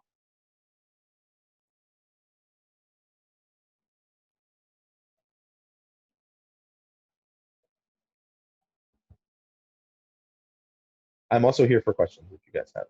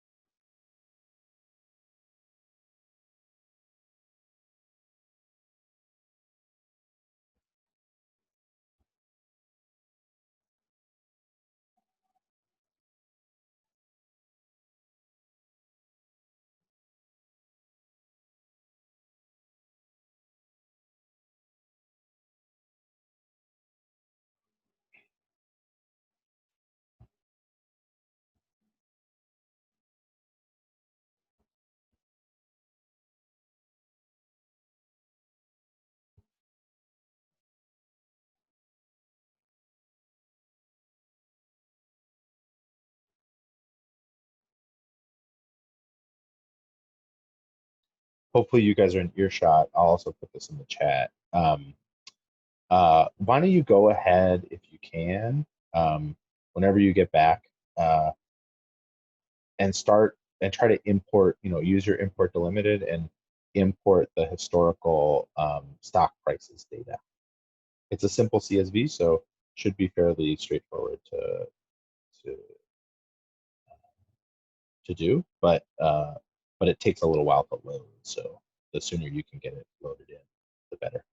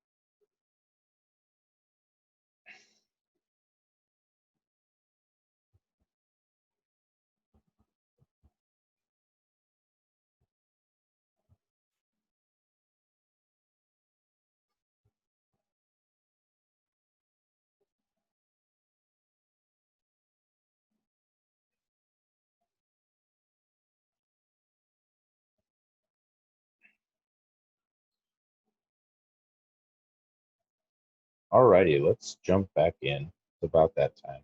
Let's take a 30 seconds to jump start. Okay, so folks who wanted to, were you able to get the data imported? It's a big data set, so if your laptop is short on memory or something, it could be challenging. But if anybody had an issue, just let me know, and we can get some tips. So the thing I want to point out to you is how important these return messages are going to be to us now. So how long this took to run. So this took 80 seconds, I believe, and so that's quite a long time. And so that's much longer than our usual imports are, and so that's a really big data set. And that means that Stata, this if we look at it, it has 20 million observations. These are daily results from or daily like stock moves or something. It's got open, close, price, low, high, the amount of volume, the date, right? All these sorts of things. And so it's a very big data set, and this is a big problem especially if you're working for administrative data. So I know some of you are coming to us from Michigan State, and so you might have access to, for example, the Michigan State administrative education data or other administrative data that universities in Michigan have access to. I used to work with the state admin education data, and that's a huge data set. And so when you have these admin data sets, they can be very challenging to process quickly in Stata. One of the places that Stata lags especially the open source stuff, is in its speed. R can be pretty fast. Python can be pretty fast. Julia is very fast, and SAS is maybe king of the hill, although SAS is very expensive. So the question becomes, what do we do with this is true, and when this is true? And I want to introduce you to two relatively new and recent packages that have come to Stata from users that are very, very helpful for this. So the two that we want to install are SSC install ftools, which I always like to imagine is for faster. F is for faster, but who knows? And then we're also going to do SSC install gtools. Of these two, so ftools came first. It was the first attempt to really speed up Stata. It does some good stuff. gtools came second, and it beats on a lot of those. Mine's getting an error because I've already got it installed. But if you don't have an error, you should be, or if you don't have it installed already, you should be fine. You can also solve this problem by saying SSC install gtools or replace, and it'll replace the stuff that's in there. So I want to just quickly bring up the gtools documentation. So, and I'll link you this in the chat. So gtools is a really neat suite of basically modifications to existing Stata commands that will allow you to do them faster. They do the same thing, but they do it faster, which is a really nice thing. So at the beginning of this documentation, on the home page, it's got this really nice graph that shows you Stata versus gtools. So that this is the time in seconds, and how long it takes with a 10 million observations and 1,000 groups. And it just does a comparison. So the blue things here are Stata, and gtools is the dark blue. So collapse, this is the light, the dark blue is much faster for collapse for doing standard deviation and median, also faster. Reshapes, so you can do reshapes using gtools. It's much faster in both directions, wide and long. You can generate percentiles using gquantiles, much faster. There's eGen, which we haven't gone over in this tutorial, but is a very, very useful tool in Stata. And if you don't know it, take a look at it. the eGen version of from GTools, which is called GEGen, much faster. Contract is much faster. IsID, which we learned about last time, is the GTools version is much faster. You know, you get the point. Basically, across the board, it's much faster. And you can see that there's a bunch of different explanations of how everything works here. So this is great documentation. I'm just going to walk you through some of my favorites, but there's plenty more to look at here. And so you've got the data in. So let's just do a few sort of common calculations. So first, I want to create a few. I want to create a few new variables just for the purposes of being able to show you examples that are useful. So so I'm going to create this variable called daily change, which is the change from the close to the open of a day of trading. I talk like I have some vague sense of what goes on in Wall Street, but I have no idea. So I think this is what this is doing. So from the close to the open, what's the daily change? And then the amplitude, so what's the high versus the low for the day. So I'm going to create these two variables so that I have them to use. And then I'm going to just show you some differences. So I'll show you some time differences. So one thing we wanted to know was whether some variable identifies it is a unique identifier for rows in a data set. So let's look and see if ticker, which is the sort of the stock ticker value, if that is an identifier for the data. And we can use isID to see that. So let's run the regular Stata version and we'll see how long it takes. Unfortunately, this portion of the program is going to have involved necessarily some delays just because that's the problem we're trying to solve here. So I'll probably nervously chatter at you and to try to fill the silence. I should have brought jokes. All right, so at this point, like we've probably flipped over to some other website or something, or gone to read email, and it's sort of like we've been waiting here for a second, and it's easy to get distracted by that email or by whatever else you're looking at. And so this is really annoying. This is like enough time to have your workflow sort of disrupted. Okay, but here we go. Here's a little motion. Something changed, but it's a big data set, so it's sort of cranking up the memory. And we get back after 55 seconds that ticker does not uniquely identify the observations. But what if we do G is ID ticker? Let's see how long that takes.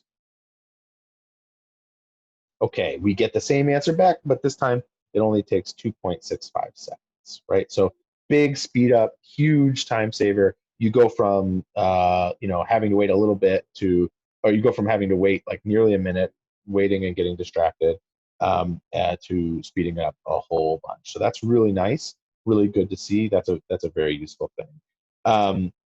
What about a similar command that we learned last time if you were with us, duplicates report. So this will tell us how many duplicates there are of the value for ticker. So let's run that.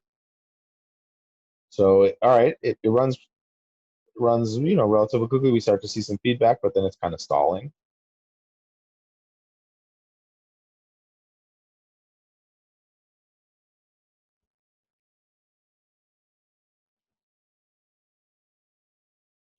All right. So all we're trying to see here with the duplicates report is, if you need a reminder, is how many copies of each ticker value are there in the data set, basically. So what it has to go through and do is count how many times does the same ticker appear, and then categorize, tell us how frequently we see the ticker value appear 10 times versus the ticker value appear 20 times versus the ticker value appear 30 times, right? And that's what this result will give us. But counting that up across 20 million different observations can take a little while.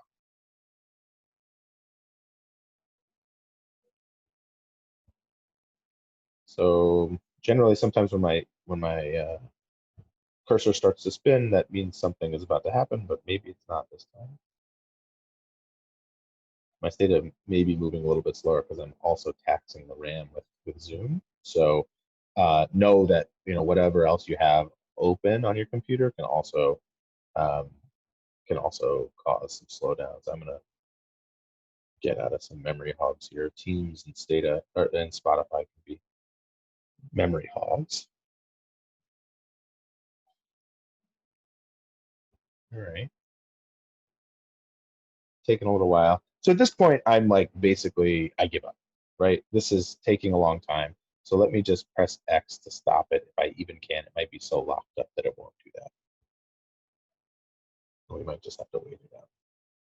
Okay, no, that worked. So after basically 120 seconds, 2 minutes, I'm about ready to give up. Okay. So what do? Why don't I try G duplicates? Report ticker. Let's see how fast that goes. So this one is also taking a little bit of time, but it should come through pretty quick for us. So it tells us there's just too many values, but it at least gives us that response back in 9 seconds. Okay. Okay, so we can also do. From now on, I'm not going to show you the Stata version because it's just we're going to be sitting here all day if we do. So what about you might remember we did levels of, which shows us all the different levels of a value. If we do G levels of ticker, takes a long time or takes a very short time. If you wanted to show that show yourself how long it takes in regular Stata, you're free to do that, but trust me, it takes longer. So another thing we talked about before was sorting. Sorting is actually pretty fast in Stata. So let's sort just based on the high of the day. And when I say fairly fast, it's it's not perfect. The G tools equivalent is the only one that doesn't start with G, I think, and it's called hash sort. I'm going to sort on something else so that we can get it. Otherwise, it'll already be sorted.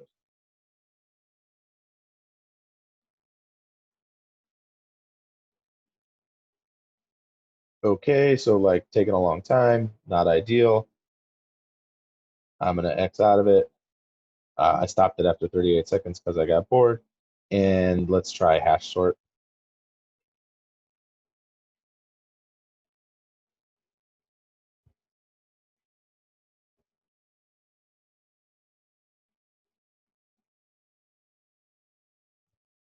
And that takes about 14 seconds. So much faster on sorting. Okay. Like I told you, egen is a very good Stata command, and gen is really nice. So let's see if I wanted to create a daily average change in the so across for every different day, if I wanted to look at every different stock and see how much it changed across that day. So I've got this daily change variable. If I wanted to see for that day across all the different stocks, what was the mean change? I could say mean daily change by date, right? So what I'm doing is gen. I'm going to call this G daily average change, and it takes the mean of daily change by date. Okay. And so this would normally take a fairly long time with regular egen across 20 variables. Takes 2 seconds here. So that's all really nice. I want to show you TabStat, the GTools version of TabStat, just because that's a very important one in my work world, at least, and might be in yours. So I'm going to create a variable called decade, just so I have a group to go by. And I'm going to say that it's the 1970s if the substring of date from 1 through 3, I'm sorry, 1 through 3, character 1 through 3 is equal to 197. So hopefully it's clear why I'm doing that. So if we look at the date variable, we can see that it starts with the year.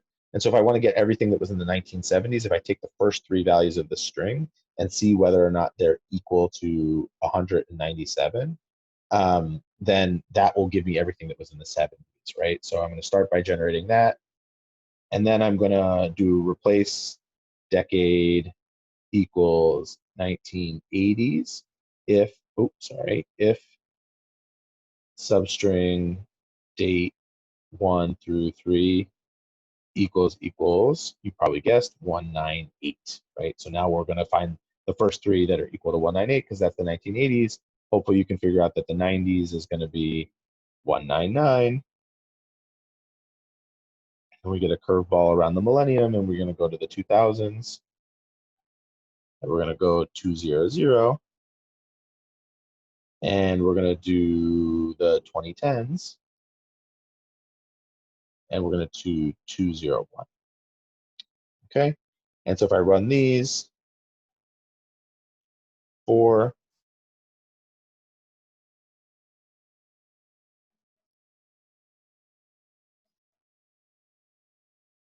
I get a nice set of values. So one good thing to know is that tab is actually a native Stata command that is extremely fast. So even if I tab decade here for the 20 million values, it comes back quite fast, 2 seconds with all the different frequencies. So we see that about 0.78% of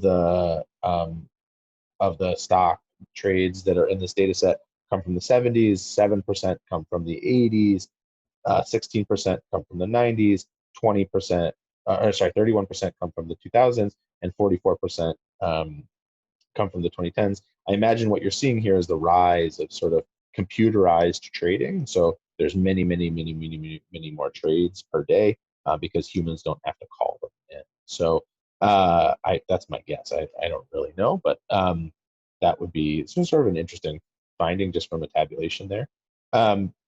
But anyway, what I was in this to do was to show you tab stat. So what if I want to see the tab stat daily change by decade? What this is going to do is it's going to show us the average daily change by decade. So across all the decade groups. We're going to see how long this takes us. While we do it, I'm going to show you how to do the GStats version, or the GTools version. So the GTools version of TabStat is GStats tab. Okay, so it just finished, TabStat just finished. Took 18 seconds to calculate the means for each of these groups. So what this is saying is that the average daily change in stock value was 0 to many decimal places in the 70s, 0.01 in the 80s, 0.01 in the 90s, 0.14 in the 2000s, and 0.01 in the 2010s as well. If we do GStats tab daily change by decade, so basically the same thing. What changes here is rather than tab stat, we use GStats tab, and we get the decade by decade. And so what we're going to get back here is this took 3 seconds versus 18 seconds. But rather than just calculating the mean, we get a bunch of different statistics from this. We get the number of observations. So this is equivalent to tab. We get the sum of them. I don't know why you'd want that, but maybe you would. We get the mean, we get the minimum, we get the maximum, and we get the standard deviation, right? And I think one thing you can see, so the daily change, one thing you can see across the decades is that the standard deviation of the daily change and the mean of the daily change, it jumped a lot from the 70s through the 2010s, but it's really gone up across the decades, with the exception of coming back down a little bit in the 2010s. And so sort of maybe seeing increasing volatility in the stock market across the decades. Mostly just conjecture, just quick looking at the data, but things you can see this way. And so that's really nice. We've got a big speed up, and we get a lot more statistics as a result from GStats tab. So it's doing a lot of work there and working really well. Another thing that you can do with GStats that hopefully will look familiar is rather than GStats tab, you can do GStats sum and do daily change. So GStats sum daily change. If you just run that, this is the equivalent to running sum, daily change, comma, detail. And so this gives you the 4 smallest observations, the 4 largest observations, the 1, 5th, 10th, 25th, 50th, 75th, 90th, 95th, and 99th percentiles, the number of observations, the mean, the standard deviation, the variance, the skewness, and the kurtosis, right? So you get this full set of summary statistics, and it comes through in just 2 seconds by compared to a little bit longer with the sum, comma, detail. Okay. So that's the sort of gist of G-Tools. Able to get through that pretty quickly. If you're looking at the documentation and you see anything else you'd like me to go over, I'm glad to try to give it a look. Those are the ones I use the most often, but there is a ton of stuff in the G-Tools documentation. So, and I think it's growing every day. So, things that you might be interested in particular are G-Reshape. Actually, I'm wondering if I should show you G-Reshape. Reshapes are very complicated. Reshapes are a part of advanced data management. There's a lot of resources on the web for Reshape. There's a really good section on the Stata cheat sheets on Reshape. So I encourage you to do that. If you have questions about Reshape, let me know, and I'm glad to do it. If you guys want me to show you an example of Reshape, you can actually just put it in the chat now, and I'm glad to take the time to do it. But I think in the in the in the interest of moving on and getting you through some matrix work and some Putexcel work, and maybe even getting to the end here by the end of the night, I think I might push along. But there's a lot of different stuff in here that I would encourage you to take a look at and learn about. We've done a bunch of them, but there's other things you can look at.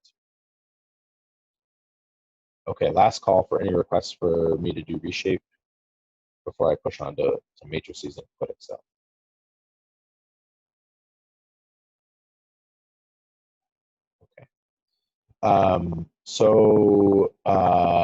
Stata has a whole matrix language called Meta. I'm not going to do the matrix language. I'm just going to do some very simple matrix manipulation stuff to show you. So let me grab this link for you where we have the matrix manipulation guide. Where is my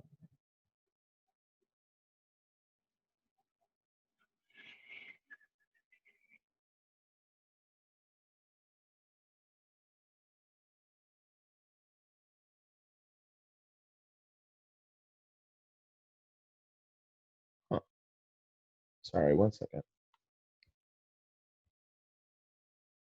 Got it. Okay. So this is just a random website that I really, really, really like because I refer to it all the time. Let me bring it down here. That this is just shows us how to do various matrix operations in Stata, just with the simple Stata thing. I dropped the link in the chat.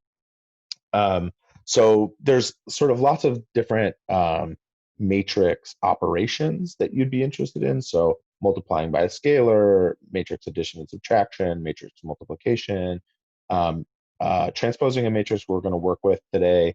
We're not going to worry about unit vectors, unit matrices, diagonal matrix, identity matrix, symmetric matrix, but there's all this stuff in here that that you might be interested in.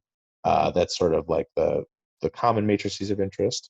The this rows of and columns of we're gonna work with. So figuring out how to get the number of rows and number of columns of a matrix, maybe a matrix that you're not sure about. And then so we'll work with that. We could, if you wanted to, do the rows and means, but occasionally you have need for column rows and sums and column and row means, but we're going to focus a little bit less on that. We're also going to focus on horizontal concatenation and vertical concatenation.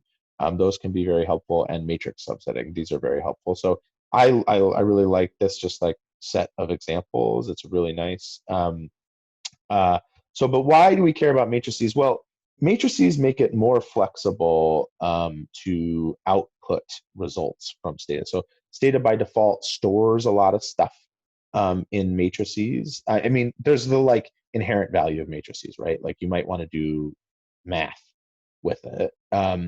but there's also just the way that Stata stores results, and especially the thing that we're going to be looking. The reason this is a data management tool is that it's going to help us output results in a more flexible way than a lot of the pre-written commands. So the first thing you want to know is how to just initialize your own blank matrix, right? So this can sometimes be useful for you, but it's just good to know, and it's hard to find online a lot of the time. So initialize a blank matrix. What you do is you say mat or matrix, and then you give your matrix a name. I'm just going to call mine A, and equals J. And so this is the sort of, we're going to put in the dimensions. So J 19 by 4 by blank, right? We're just going to do, and this should give us a 19 by 4 matrix. And that's why I say mat list A. That'll allow me to see my matrix. So I have a 19 row, 4 column matrix, and it's just blank. Okay. Sometimes you'll want to do that to be able to have something blank sitting there to fill it in with numbers as you go. But it's a useful tool. I want to make sure you know how to do it. But then I'm also going to use this to show you how to label your matrices. So one thing you can do is add row names. So if I say mat row names A equals, and then I say row 1 here, and then row 2 here, and then row 3 here. This will add these names to the matrix A that I made. And so now if I mat list A, I can see that I got row 1, row 2, row 3, but then because I didn't fill the rest, or because I didn't put names for the rest, it just filled them down, okay? A very similar setup for column names. So mat call names A equals call 1 here, call 2 here.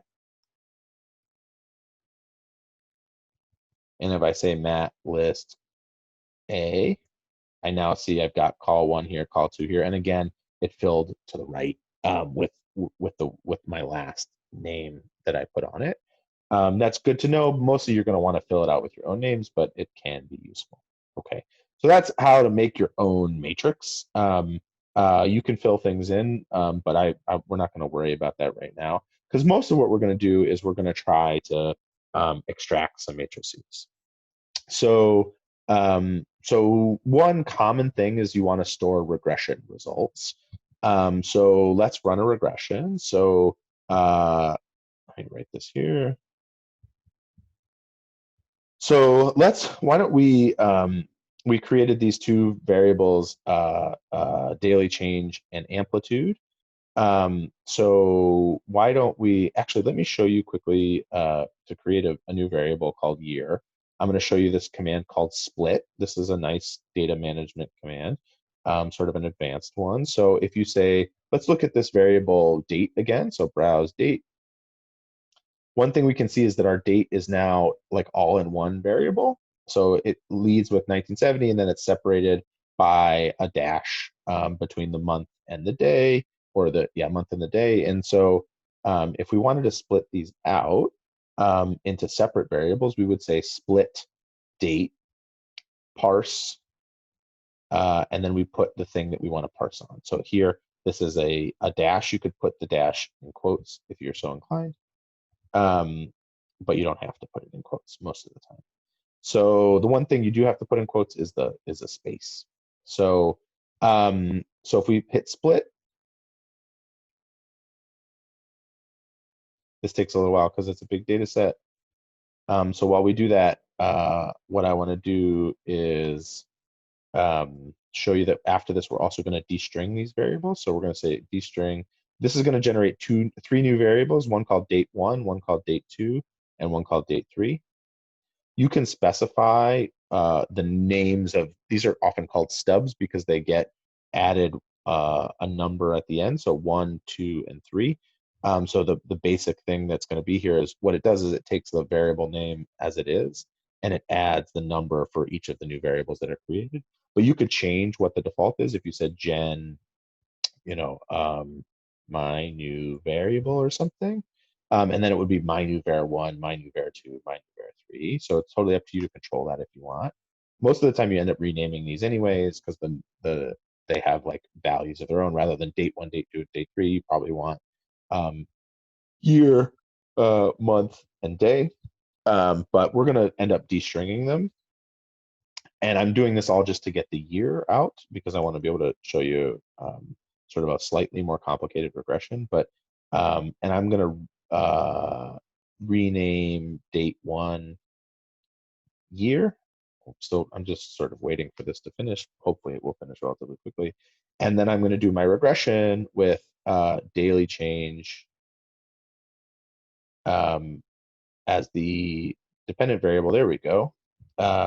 So now I can see if I look at the date variables, I can see I got it split apart into separate variables. And then if I destring all three of these, I get them out in numeric form. And this also takes a little bit, but on these big data sets. So as you can see the problem with these big data sets slowing you down and stalling you. It's a little annoying, but you learn to sort of multitask and try to start to develop code while things are running. So so I'm going to do that with the daily with the regression that we're going to run. So we're going to have daily change be our dependent variable. Our independent variables are going to be let me see here. So amplitude, and I'm going to do I.year. So we're going to do sort of a set of dummies for this is called a factor variable. And when we put I.year, it enters in a set of dummies, one dummy variable for each year. And I'm going to do robust standard errors. So it's starting to do the destring. It successfully did date1, and hopefully it's going to get to date2. I'm going to also show you a possible option for speeding up your regressions with big data. So reg HD FE stands for regression with high dimensional fixed effects. So that's if you would want to like do state and year and county fixed effects, or I don't know exactly what you would want to do. But if you wanted to do lots of different fixed effects in one thing, that's supposed to be a very efficient way to do it. But we could also do it just with as a way to try to speed things up. And we can compare them as well to give you a sense of it. So absorb year. So rather than doing I.year, we can do absorb year. You might know areg, which is a sort of a normal Stata version of regress, which allows you to, rather than spit out a bunch of dummy variables using this factor variable status, absorb the year. It's functionally the same. It's just a little bit cleaner output. And then here we also have to specify the variance estimation type, and in this case it's robust. So we put VCE robust. So actually, you know what? I have to check if this is how we do this syntax, but we'll give it a try. So we're almost through with the destringing. Destringing is another thing that takes a long time with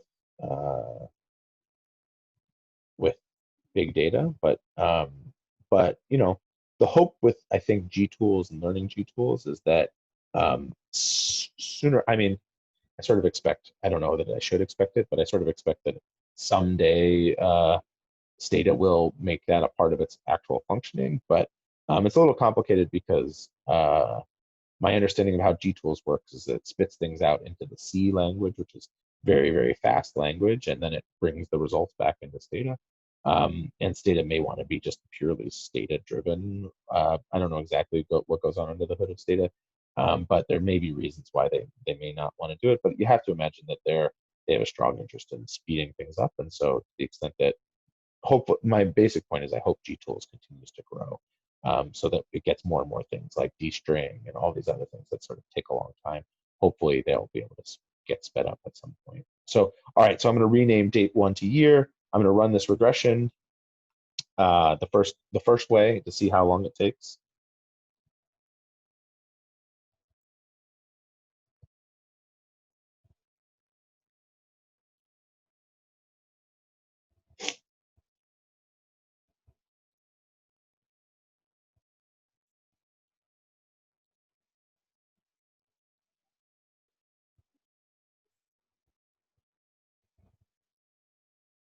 Apparently it takes a while.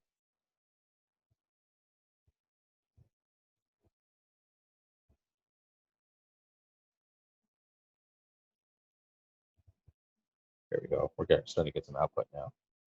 Okay, great. So you can see what happens with these dummy variables is that it spits out a different coefficient for each one of the years. And it also gives us, so basically the way we can interpret this is that for every 1 unit change in amplitude, we see a 0.16 unit change in the daily change of a stock price. So the larger the amplitude, the larger the daily change, which makes sense. It doesn't necessarily have to be that way, but you can imagine a stock going up and coming right back down to where it was before. It would have a high amplitude, but a small daily change. But here, in general, as amplitude goes up, daily change also goes up, although not super highly correlated and not statistically significant, right? Despite having 20 million observations. But in any case, that's a result that we've got. We might also want to see how fast it is with this reg HDFE.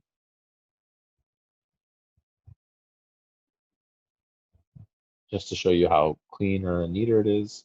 And we'll note that this took 43 seconds, not ungodly amount of time for the amount of information you get back as a result. Okay, here's a little bit from reg HDFE. Okay, and that one took 24 seconds, so about half the time. It's a nice little speed up, and it's a much cleaner result. We can see that the coefficient on the amplitude is the same. The standard errors, if you were to compare them, are the same. And so, don't take anything I say about standard errors too seriously here. You got to know your own standard error stuff. And it's not the focus here. The statistics stuff is not the focus. But anyway, in any case, you want to be careful about your standard errors, and if you're going to do it one of the two different ways, make sure your standard error estimation is the same. If for no other reason than how calculating standard errors in different ways may take different amounts of time, and so you want it to be a fair fight between the two if you want to compare how long they take. But okay, in any case, that's one way to speed up your regressions. But what I want to focus on now is what matrices we get back from the regression results. It's very nice that reg HDFE and Stata have at least very similar, if not exactly the same, output as a result. So if you type return list after a regression, you can see we get back a set of scalars and also a table. And so if we just say mat list r table, what we can see is that we get back this table that has a beta, a standard error. This is all the stuff on amplitude, and then this is the constant. So we get to see the beta, we get to see the standard errors, we get to see the t statistics, we get to see the p values, right? We get to see the lower and upper bounds on the confidence interval. In this case, it includes 0. In this case, it includes 0. We see the degrees of freedom, right? Critical values, all these sorts of things. And so that's a nice matrix to have back. Even nicer to have back is, let me say also that you can put this matrix into another matrix. So let's say mat b equals r table. So if you want to store it for yourself, r table will go away after you run some other command. And so if you wanted to store it and have it be persistent, you might want to store it in b. So you would say mat list b. And so now we can see it's the same thing. But let's look at e return list. This is another set of values that get returned. We can see that we get a bunch of different things. So first we get some scalars. We also get some macros. And then we get some more matrices, right? And so here we're going to be interested in EB. So if we say mat list EB, what we get back is just the coefficients on amplitude and the constant. And so there's a couple of things we might want to do with this. So we might want to store this for ourselves, right? We might want to output this to something. And so if we said mat, let's say C equals EB, that would store mat C. That would store it in mat C. So if I say mat list C, I can see the matrix is now stored there. If I wanted to transpose this so it was going in the other direction, I would say mat C. I can say I can call it whatever I want. I like to do underscore T just to to show myself that it's a transpose. And very nicely, the transpose thing here is just a single quote. So C and then a single quote. And that matches sort of the transpose notation. And so what we get is mat list CT, and we see it transpose now. Okay. So that can be useful for rearranging your matrix. And what's really nice is that we can take these out and do things with them, right? We can store those matrices, especially if we have a bunch of different coefficients that we want to look at. So if we put in daily change and then also volume and low, so we can see how much this would add to our thing. So let's run this real quick. This will take a few seconds to run. While that runs, I'm going to get started and say another way we do this is the tab stat. I'm going to do it with gstats tab just because we saw before how much faster that is. Actually, I'm going to show you both because it's good to know the tab stat way for when you're not using big data. So it's a little bit less complex. So I'm going to do tab stat daily change. If it will let me, if it will lock up here.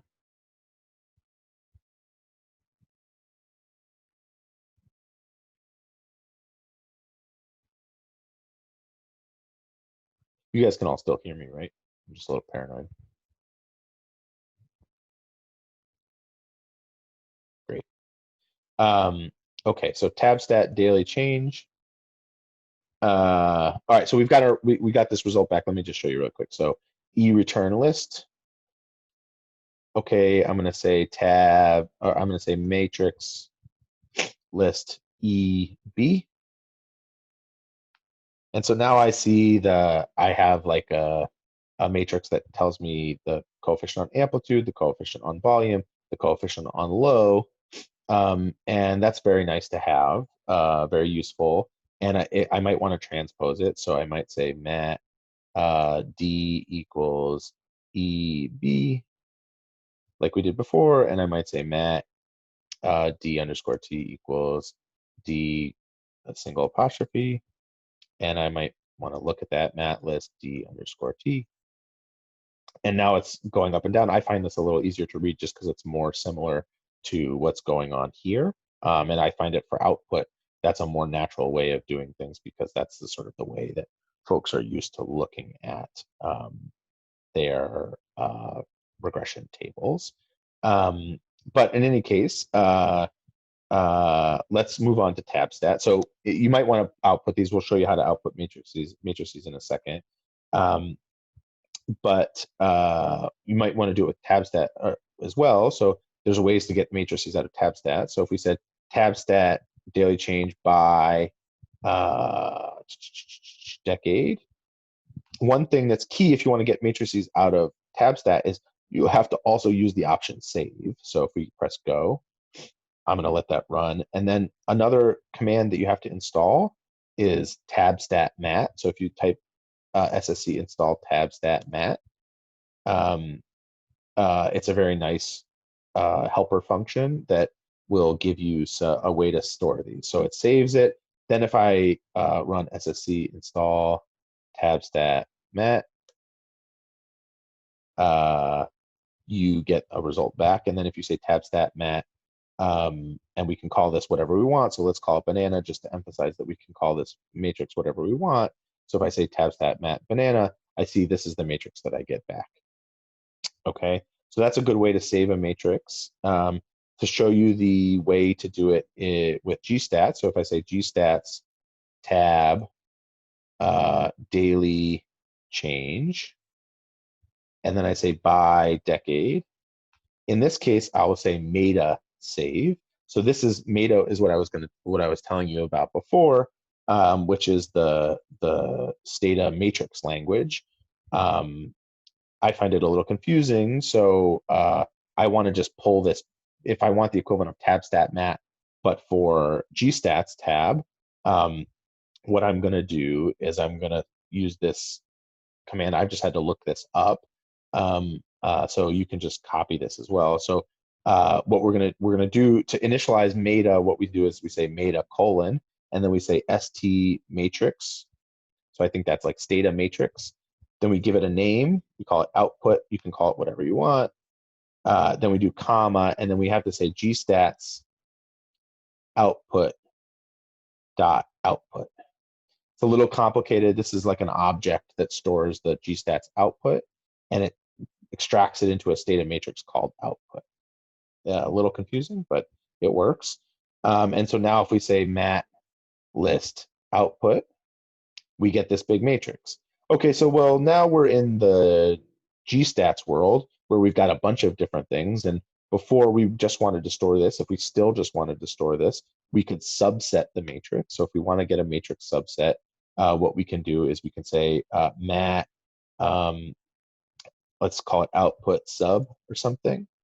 And then if we want to just take part of it, what we would do is we say output, then we put a square bracket next to it to specify that we're going to do some subset of this matrix. And the first thing we want to do is take all the rows. So we say 1 through dot, dot, dot. So that's 1 through the end of all the rows. So it's from the first row through the end. If you wanted to take the first row through the second row, you would do 1 dot, dot 2. 1 dot, dot 3 would be through the third row. But if we just do 1 dot, dot, dot, that takes me through everything. But now we just want the third column, because the third column is the one that stores our results. And so if we want to subset that way, that's how we would do it. And so now if we say mat list output sub, we see that we have just that same matrix that we wanted before. It takes us a little bit more steps, but this is much, much faster. So it's all things considered a good way to go if you've got really big data. Okay. All right, so we've got some matrices. I want to quickly show you Putexcel. Putexcel is a wonderful thing to have. It's a little time intensive. I'm going to put a link to a great Stata blog post that has some really nice explanations of how to use Putexcel. So if you want more on how to do Putexcel, I would go there. But I'm going to show you some great Putexcel stuff that we can do. So what does Putexcel do in general? Putexcel allows us to take results from Stata and place them into Excel. We can create an Excel file, we can modify the Excel file, and we can place results into it. And matrices are useful because they're a really good structured way to place information into an Excel file. They fit the cells there well, and it's a great way to transmit an entire batch of information rather than just one little piece at a time. So the first thing we want to do is say Putexcel, and then we're going to use this subcommand called set, right? So what we're going to do is say Putexcel set, because what we need to do first is tell Stata where we're going to what Excel file we're going to use. And so the first part of that is whenever we're referencing a file, as when we're importing or when we're saving, we reference the file path. And so what I'm going to do in here is I'm going to place my file path. And at the end of the file path, I'm going to put a name. Now, I don't have an Excel file yet, but I can create one. So if I say sample Excel output .xlsx, now that allows me to guide Stata towards an Excel file, and Stata can create an Excel file. I also want to specify the name of a sheet. So I'm going to call this matrix stuff. And we're going to dump our matrix stuff into the matrix stuff sheet. And then the other options that we want to use are open and modify. Okay. So if we do this, what it'll do is it'll open a Stata file and keep it open until we tell it to close. An Excel file, and keep it open until we tell it to close it. And then we're going to tell it that it's allowed to modify the contents that are in there. Now, often when you do your first Putexcel file, you want to put Putexcel command. You want to put replace at it, because then you create a fresh file each time, and you won't like overwrite stuff. You won't write stuff in together that doesn't look well together if you decide you want to change the structure of your file. But for now, let's just do modify. just keep in mind that you might want to use replace there as well. And I'm going to also put Putexcel close afterwards, because none of the changes that we make in our file will be outputted and saved until we put Putexcel close if we have this open option at the beginning. And so that sort of puts the bounds on what I want to do. But now if I want to take that matrix that I just made, Putexcel, I'm sorry, output sub, and place it into an Excel file, I can say Putexcel A1 equals matrix, and then put the name of the matrix, output sub. Okay, so I'm going to run these 3 lines together. And now I'm going to go to my folder where I've been storing the files, and I'm going to look for this new sample Excel file that I've got. I'm going to open it up.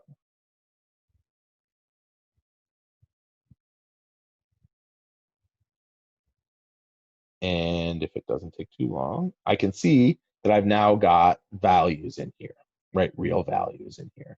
So, and I can modify these in any way that I want, but it outputs them. So this does, it's nice to see that I can create an Excel file. It's got this sheet called matrix stuff.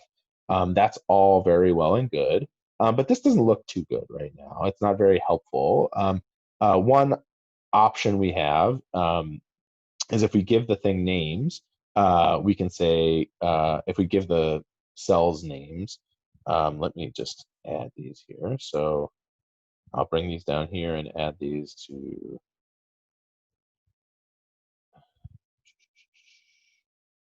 what do we call it? Output sub. Output sub. And then if I add the names option to Putexcel A1, what's going to happen is I'm going to output the names of the rows and columns as well as the matrix itself. Conformability error. Oh, there's only one column. That's a problem. So conformability error is the thing you see a lot with matrices. That means that your rows and columns don't conform to the size of the matrix that you're working with. Oh, I have to. When you get an error, it doesn't Putexcel close and it leaves it open, so it won't let you do it. So you have to Putexcel close. Okay, so I've now Putexcel close again. I'm going to go back to my one major tip is that the Excel file has to be closed on your computer when you're modifying it through Stata. So if you get errors like couldn't write to the file, the reason is often that you've got it open somewhere. So what you can see happened here is that we wrote in a column name and a row names, and we've got our Excel file now is moved in where our matrix is now moved in where it starts in B1, it starts in B2. But one thing that happened is that A1 was left unmodified from the first time we did it. That's what I'm talking about when I say that you might want to have this be replace, because this then rewrites everything. So it starts with a blank sheet and then does all the things you want to do it. Okay, but names isn't always super satisfying. So maybe we want to just start the blank matrix ourselves, and we want to just put in some words ourselves. So if we said Putexcel B1 equals, we can say means, or sorry, this is, yeah, so means by decade. And we can just put this in parentheses as well. And so this is just going to place text into there. And then if I want, I can also add these options, comma, bold, H center, and B center. Okay, so what this will do is bold will bold the text, H center will center it horizontally, and B center will center it vertically. So that can be pretty nice. And so now if I want to run all this, I can open it back up.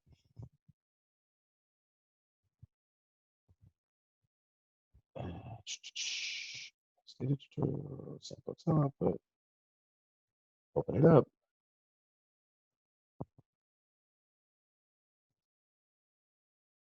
And now I can see I've got means by decade.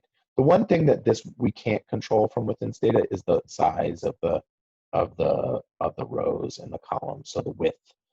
That's a little annoying, but we do our best with it. A couple of other good tips. So obviously you could do, if you wanted to, you could do the same thing with the rows. You have to pay attention to where you are, but you could say Putexcel A2 equals 1970s, and you could do A3 equals 1980s, and so on and so forth. What else did I want to say to you? Oh, you can modify the values and change their format, or change the way they're saved or written out. So you could say something like Putexcel B2 colon B6. And if you put that in parentheses and then put a comma afterwards, and say N format number D2, what it will give you back is a number with 2 decimal places. So if we run this, go get it.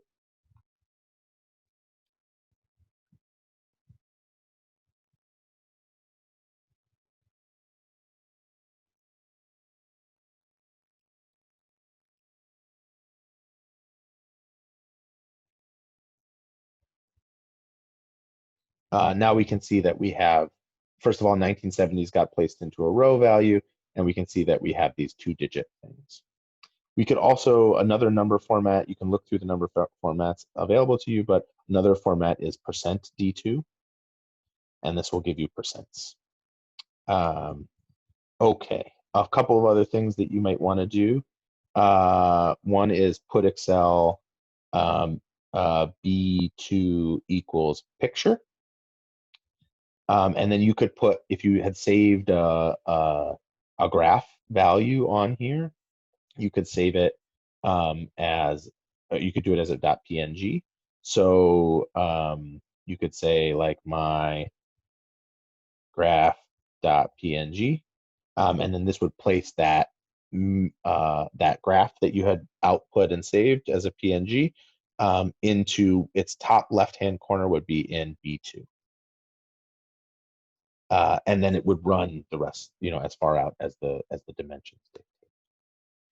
Okay, so I think that's a pretty good primer on Putexcel. You might want to, there's lots of reasons that you might want to take things out of TabStat or regression results from matrices and output them into here. You might also want to run it so that it was, design all these things so that the labels were nice and you could continually run it, and that makes life a lot easier. I only had a few other small odds and ends to finish up. I think that for the most part, it doesn't make a ton of sense to go over them right now. If you're interested in learning about them and can't find stuff online about them that you feel like explains to you what their value is, shoot me a line, and I'm glad to write up an email and let you know, or hop on a quick call and show you. But otherwise, I think that's where we'll close it out for the advanced. Do you guys have any questions before we close it out?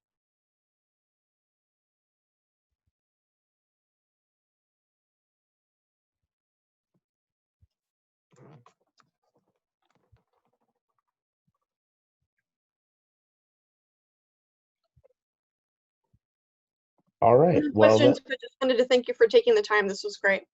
oh yeah, no problem. I'm glad to do it. Yeah, thanks guys for coming. I really appreciate having people. Otherwise, I'd just be sitting in my apartment talking to myself about Stata, which is not as much fun. So so let's let me know. I'll send out all these resources, and if you have any questions, feel free to email me. You have my email now. And lots of good luck in your Stata adventures. Talk to you soon.